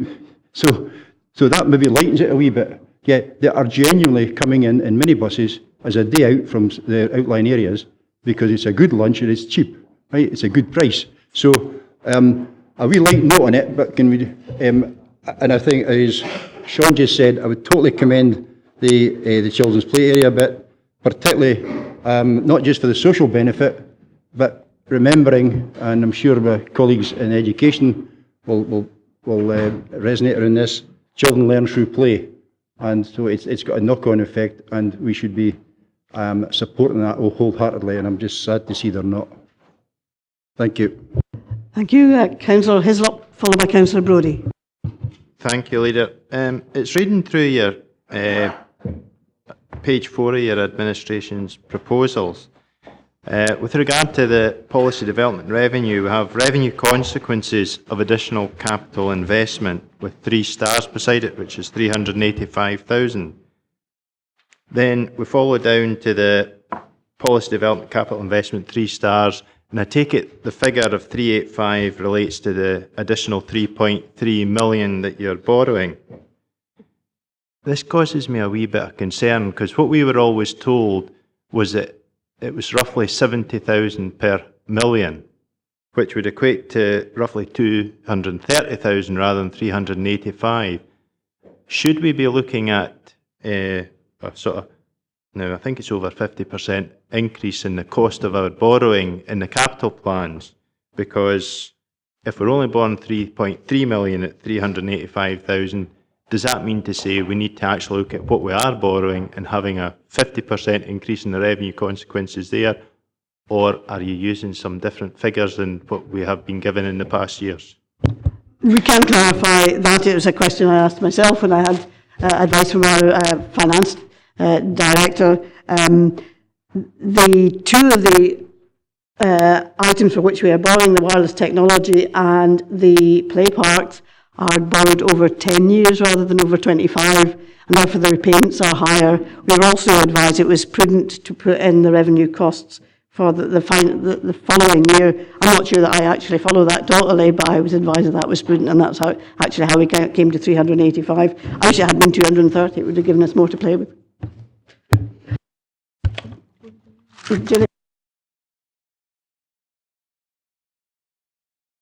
Just to confirm, Ivor, it's 125k per annum when it's over a 10-year period. The figures that we normally quote are 70,000 if it's over a 20 to 25-year basis. So the figures have been based on, as the leader states, for the play parks and the technology based on a 10-year write-off in terms of that's how long the assets would last, whereas roads and other activities tend to be over 20 to 25 years. Well, we need it in the first year, the full amount, because usually you don't actually incur costs until the following year. So there's 385 in there that could be put towards next year's savings, maybe. I was advised it was prudent to do so. Yes, that was the advice that we provided. The leader was in terms of the you're making a commitment at the moment in terms of committing that funding and that availability, so it is prudent to set aside that funding at the moment, because we don't want to be associating costs for the future, making sure that we can affordable aspects in the time that we're making the decision. Thank you. Councillor Brodie, followed by Councillor Wilson and Councillor Little. Thanks, Leader. I know what you're all thinking in your mind. Where is the Scottish Liberal Democrat budget this year? And now, anyone who was here last year would have said that I had to put forward an apology because all my budget was ready, it was on the computer, ready to print, and just as I pressed the button to print, the whole system went down the tube. This year I set out with great intentions. I was sitting down at the budget a week or two ago, and then there was this person appeared on the BBC Scotland News, and he said, "Look at the dead, pure, brilliant budget, what I have done. I didn't ken what you councillors are worrying about." That was, of course, Derek Mackay, so I believe Derek Mackay. Whoa, yeah. We're not going to have to cut in, we're not going to have to decimate the staff in Dumfries and Galloway. Again, I was naive, totally naive. But I would just like to reiterate my group leader, Councillor Maitland, saying, why couldn't you get together the big hitters, the admin and the Conservative and Unionist group? Even though we've been criticising the Conservative budget, there's some really good ideas in that. The biggest problem in Dumfries and Galloway is the roads. They're going to invest more. And they've got some great ideas about tourism and destination management, and some ideas to bring more people into Dumfries and Galloway. So why couldn't the two groups get together on that?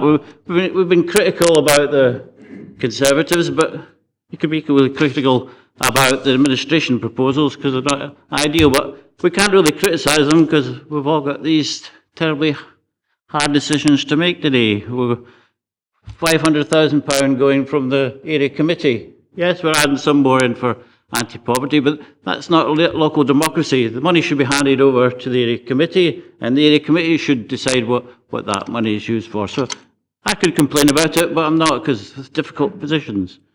We're reducing the support for active schools, and we're putting up leisure and recreation charities by 10%. But I'm not being critical because it's a very difficult decision to do, and I could go on and on and on and on, but I won't.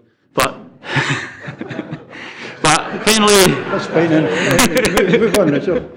So I won't be critical of either budget because we didn't put forward a budget because we knew it was going to be difficult, and we applaud both budgets and both groups and groupings for their effort. And finally, I'm glad there is a bit of consensus on Ann Harbour because it is mentioned in both budgets, and I'm very pleased about that. Thank you.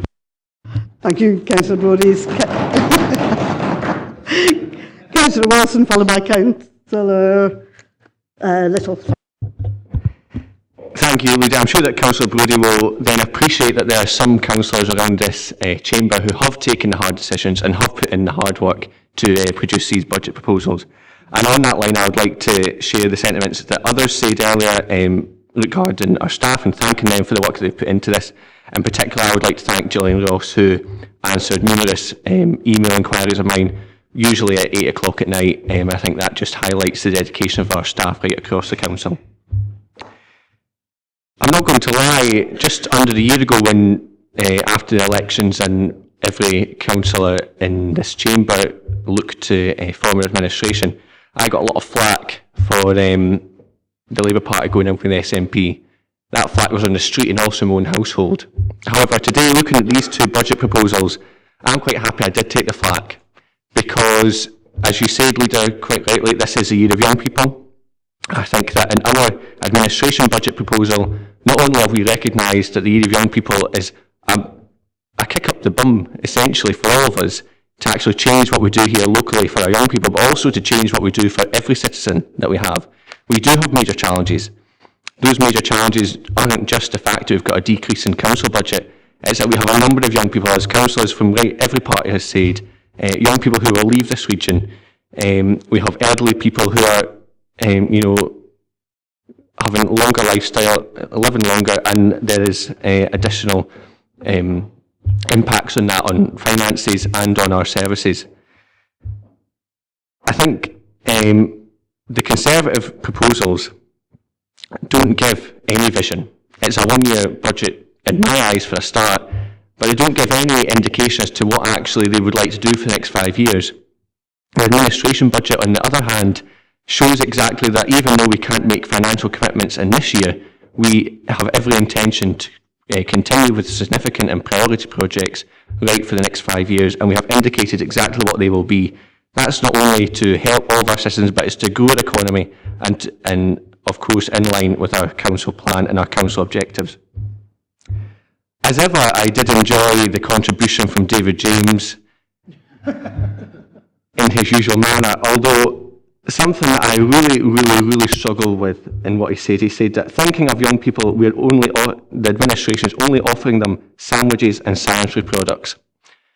In that one sentence, you have described a shocking situation that we suffer in Dumfries and Galloway in 2018, and that is that the shocking reality is that some children will leave the school at 3:30 or 3 o'clock on Friday evening, and by Monday morning they will most probably not have had, some young people will not have had a hot meal by the time they go back to school on Monday at 9 o'clock. Some families in this region are going through one of the most difficult times they have ever faced. Employment is increasing, but for a number of households, there are a number of families and parents in particular who are still out of work. Providing sandwiches and sanitary products is about trying to combat poverty and ensure that every person living in Dumfries and Galloway has a decent standard of living. Unfortunately, providing free sanitary products and providing free school, extending provision of free school meals over summer holidays and October holidays, and every school holiday there is, will not indefinitely combat poverty, but it will help to make our struggling families make it through the summer holidays, make it through the Christmas holidays, and make it through the Easter holidays. I do have a particular question in relation to Councillor Nicholl's point when he said that in regards to the policy development funding allocated to area committees for roads infrastructure maintenance. Well, I don't agree with putting it through area committees because I believe it detracts from the significant piece of infrastructure that our roads is. He said that councillors will come to area committee armed with evidence from their community councils. There's a slight problem for some of us, and I know that Councillor Ian Crothers himself has acknowledged this, that some of us, particularly in the more rural wards, have such a large number of community councils that unfortunately we're unable to attend every time. So I think there's a slight error there, and we need to think actually about how that would be done, and maybe they would consider that if they're going to continue with this fantasy of putting more money through area committees specifically for roads maintenance, rather than actually treating our roads as strategic infrastructure and continuing to put all investment through the Environment, Economy and Infrastructure Committee.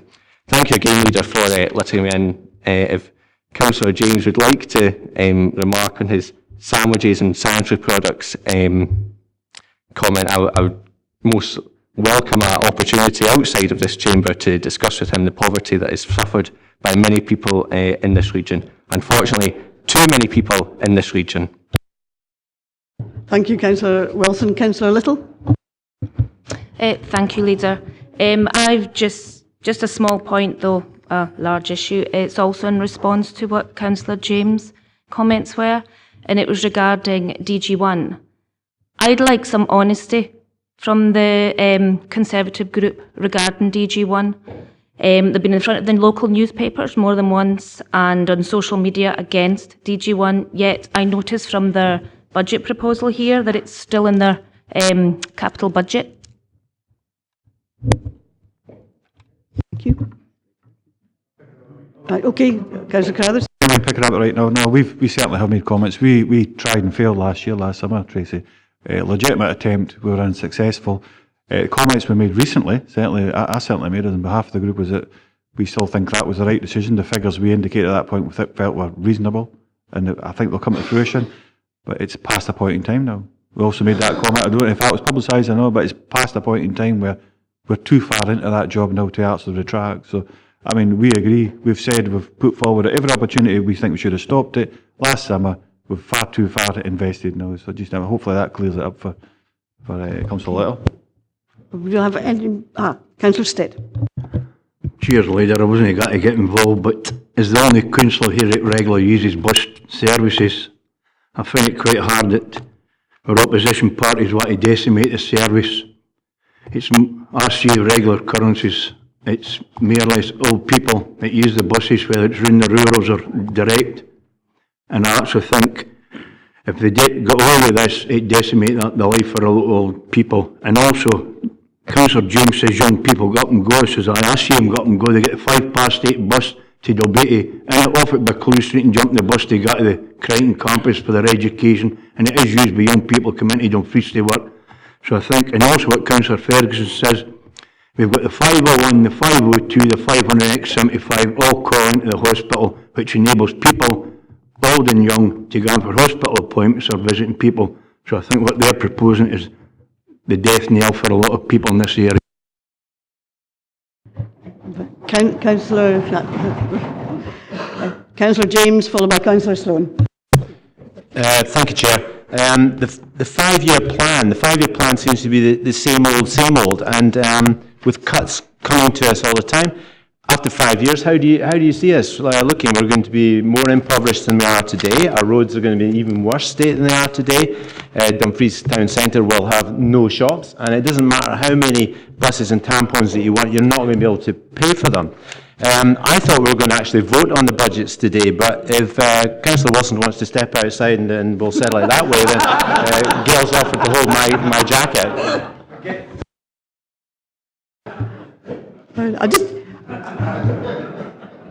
I would suggest that Councillor James, not that he steps outside and has a barney with Councillor Wilson, but that he actually does read what we are saying in our budget proposal. This is not same old. They're anything but same old, same old. We know that the councils will have to change in the way in which we operate. I'll have to change, and we have outlined how we intend to take that forward. Then I have Councillor Sloan, followed by Councillor Wilson, so long as it's not more threat. Chair, I'd just like to congratulate yourself. While we're all patting the officers and the staff on the back quite rightly for putting together this budget, I'd like to commend you for the leadership you've shown in taking this administration through very difficult times. None of us want to support any cuts in any services, but the circumstances dictate that we must. So I think you have done a good job in guiding us that at least the most vulnerable in our society are going to be protected. Thank you very much for that on behalf of myself and Councillor Davidson. Councillor Wilson. I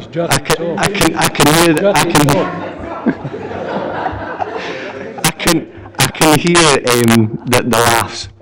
I didn't realise we were in the pub on a Friday night, but I've got to say that isn't why I got up to in a pub on a Friday night either. I was just going to actually suggest that I think that we have had a rigorous discussion about the two proposals that have been tabled. I think it's maybe time, and I would certainly suggest that we move to the closing speeches on both of those and proceed to a vote.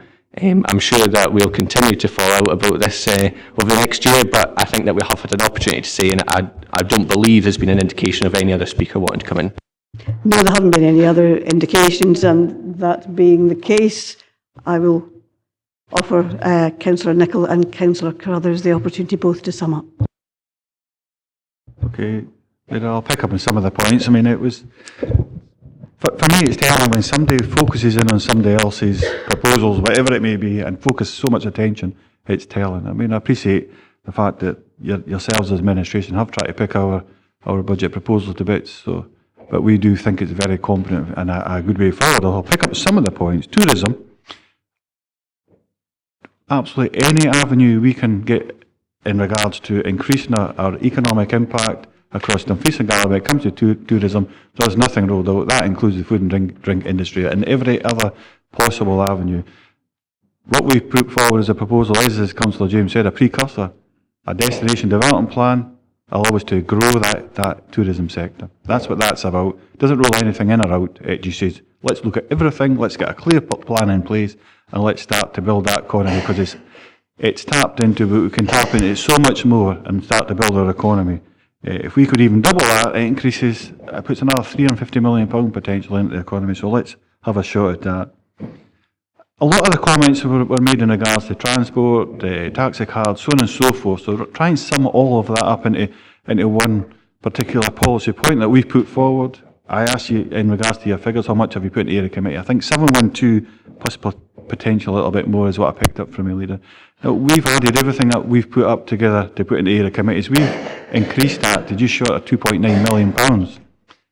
So £2.9 million, and we're hoping that a lot of these decisions will be made locally. Come back to some of the comments that Councillor Brody was made earlier.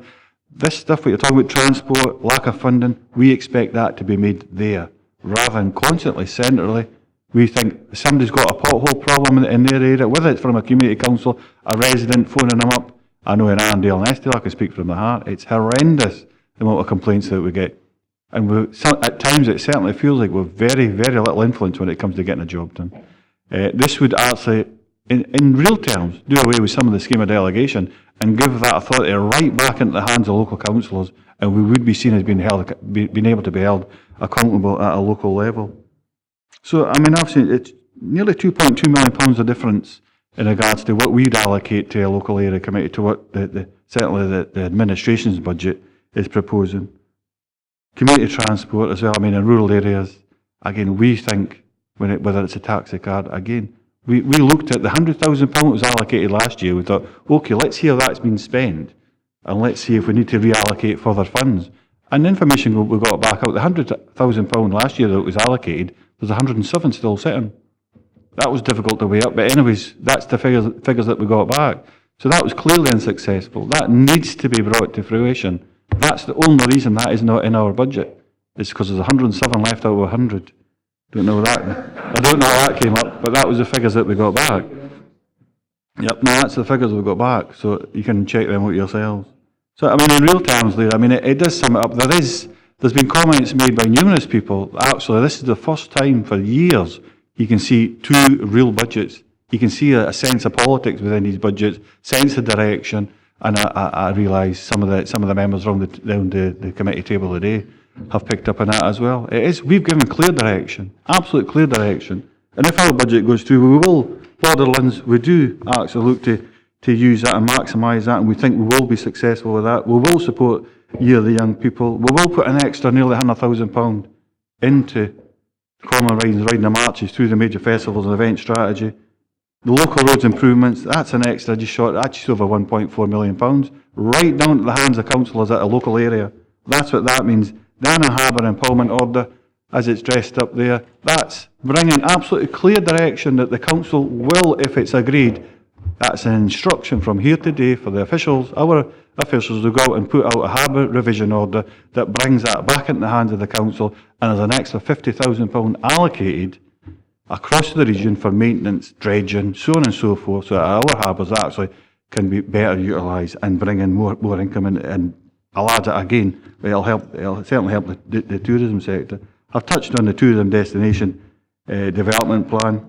The High Street, as Malcolm's already touched on, decriminalise, depedestrianise, regenerate. We need more footfall into the High Street in Dumfries. Has to be done. We recognise that.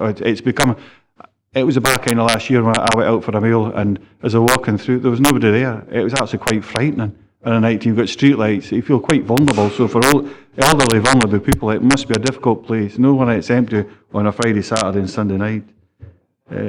Ultimately, and there's anti-poverty, that goes back to the area committee stuff. So we're disseminating a big chunk of money that more than covers, Leader, the parts that have been brought up between taxi cards, rural transport, buses, so on and so forth. But it puts it back into the hands of the area committees. As local members, we can decide what's best for us at a local level. Thank you very much for the chance, Leader. Councillor Nicholl, were you wanted to make a closing speech? No, I'm quite, just for the education of Councillor Wilson. I represent, along with Katie Hagman and Jim McComb and David Ingalls, probably one of the biggest rural wards in Dumfries and Galloway. And we have a rota system, and we all get the chance to go around all the community councils, which are far-flung and very widespread across our area. So just for his education, there is a system. which can be utilised so that people can get to the local community councils. Thank you. Thank you, Councillor Nicol. Can I hand over to Councillor Davidson to make his closing speech?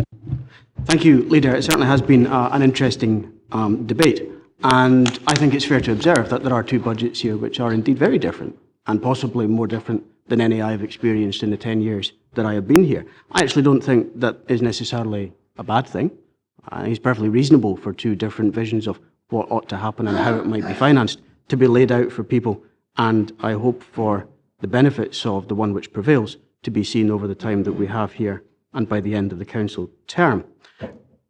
Point was made about the Conservative electoral success, which I remember very well because, of course, I was there at the time. I also remember the campaign, the sum total of which was no to IndyRef 2 and send the First Minister a strong message. So let's remind the electorate of Dumfries and Galloway, who were certainly very comfortable with that as an idea, about what our Conservative colleagues get up to when they're not sending the First Minister a strong message. So we've got cuts to community safety, cuts to taxi cards, we've got cuts to anti-poverty money, including all the measures to reduce the cost of school day for low-income families. We're going to remove instrumental instruction completely, hike burial charges by 43%, although if anyone wants to correct me on that, I'll be happy to hear it, collapse public transport, remove support for the arts, and kickstone our waterfront and phase 2 of Dumfries Learning Town so far into the long grass, I'm not sure that they'll be capable of being recovered at any time during the remainder of this council term. I'm not sure that everybody who cast a preference for the Scottish Conservative and Unionist Party last May necessarily expected all of that. It will be interesting to see what verdict they pass in 4 years' time, or slightly thereafter. Our budget is a good one. Our budget is a good one. It does not shy away from difficult decisions. It sets out clear medium and short-term priorities. It explains how we're going to finance them.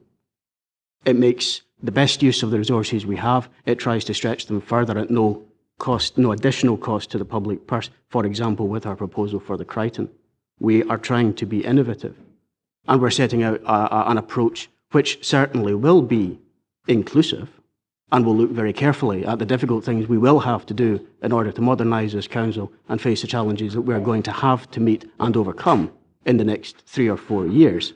It remains to be seen what the product of that inclusive approach will be as applied to these very different competing visions of what this council should be doing and what indeed it should be for in the first place. But fundamentally, that offer of inclusivity will be there, and our approach, as I say, is sound.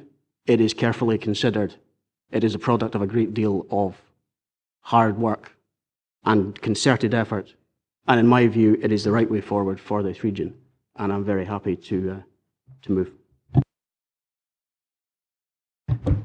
Thank you, Councillor Davidson.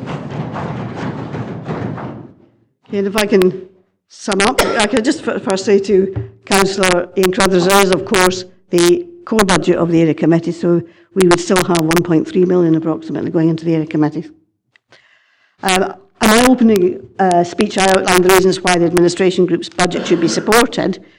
We believe this is a budget focusing particularly on investment in young people and tackling disadvantage. But in closing, I want to be a bit more negative. I want to summarise why the Conservative budget should not be supported and why I believe that the two parties which make up the administration were right to overcome our differences on the Constitution and to go into partnership. Because if the Conservatives had formed the administration, theirs would be the budget which would be imposed on the people of Dumfries and Galloway. Take template 22, for example. A few members have talked about that. An annual cut of 600k in the grant to Sederunt for the provision of bus services. Do the Tories believe that the buses are far too frequent in Dumfries and Galloway? It's certainly not a complaint I ever get from the travelling public. The information on their own template warns that any reduction in revenue would result in a reduction in local bus service provision. That reduction in the subsidised elements of the network will pose a significant risk to the current commercial provision and is likely to lead to market failure and the likely collapse of the majority of current commercial services. So no buses in many parts of the region under the Tories. Well, never mind people have private cars, except a lot of elderly people and young people do not. The Tories want to get rid of music tuition in schools. After all, they say people can go private. This is such a Tory budget. They propose the complete removal of the Strategic Arts Fund, which promotes equality of access and benefit from the arts and helps young people to fulfil their potential. Under the Tories, only those who can afford to pay to get involved in the arts will benefit. School meals would go up by 10 pence per day per child. Burial charges, as Rob has just said, would rocket. The cost of an interment plus layer up from 1,310 to 1,886, an increase in £586 or a massive, I think it's 44% actually. All funding from the White Sands Flood Defence Scheme has been removed from the capital programme. Well, there's no surprise there. But no capital allocation, nor any mention of any alternative. In Tory Dumfries and Galloway, the River Nith would just keep on flooding. Anti-poverty measures all handed over to area committees for distribution, except for some spend on rural fuel poverty, which I think there are actually other national initiatives. So that's what they're cutting. What do they want to do? They want to spend more on roads maintenance. I guess no surprise, given the number of photos which have recently appeared in the local press of long-faced Tory MSPs crouching mournfully by potholes. The method of allocation of this funding, and we want to put more into roads maintenance too, but the method of allocation is very strange. Rather than being spent in a planned and strategic manner, it will be spent, quote, at members' discretion, it appears, via the area committees, which will then be subject to the unedifying spectacle of members fighting like rats in a sack over which potholes will then be repaired. They want to spend $200,000 in commissioning an unspecified company to come up with a plan for tourism. Not to invest in actual promotion, but to come up with a plan.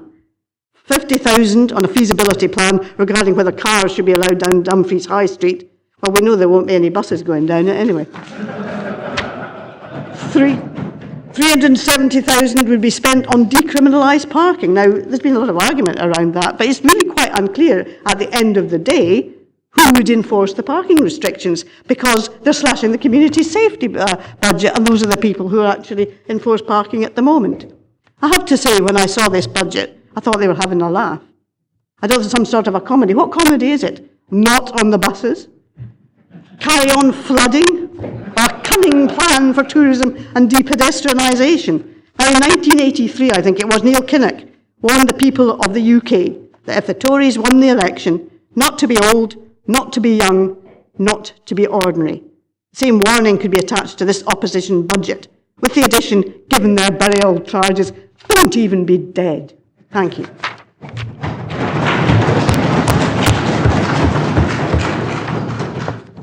Okay, can we now move to the vote? Now, the motion is, I believe, the administration budget, and the amendment is the opposition budget. Leader? Motion. Deputy Leader? Motion. Councillor Bell? Councillor Blake? Amendment. Councillor Brodie? Motion. Councillor Doogie Campbell? Motion. Councillor John Campbell? Motion. Councillor Ian Crothers? Amendment. Councillor Karen Crothers? Amendment. Councillor Charteris? Amendment. Councillor Debster? Motion. Councillor Dryborough? Motion. Councillor Fairbairn? Amendment. Councillor Ferguson? Motion. Councillor Gilroy? Amendment. Councillor Giusti? Amendment. Councillor Hagman? Motion. Councillor Howie? Motion. Councillor Hislop? Councillor Ingalls? Amendment. Councillor James? Councillor Johnston? Amendment. Councillor Lever? Motion. Councillor Little? Motion. Councillor McGregor? Councillor Maitland? Motion. Councillor Marshall? Motion. Councillor Martin? Motion. Councillor McClelland? Motion. Councillor McComb? Motion. Councillor McKee? Motion. Councillor Nicholl? Amendment. Councillor Nicholson? Motion. Councillor Ronnie? Amendment. Councillor Sloan? Motion. Councillor Stitt. Motion. Councillor Surtees. Motion. Councillor Tate. Councillor Thompson. Motion. Councillor Wilson. Motion. Councillor Wood. Motion. And Councillor Young. Motion.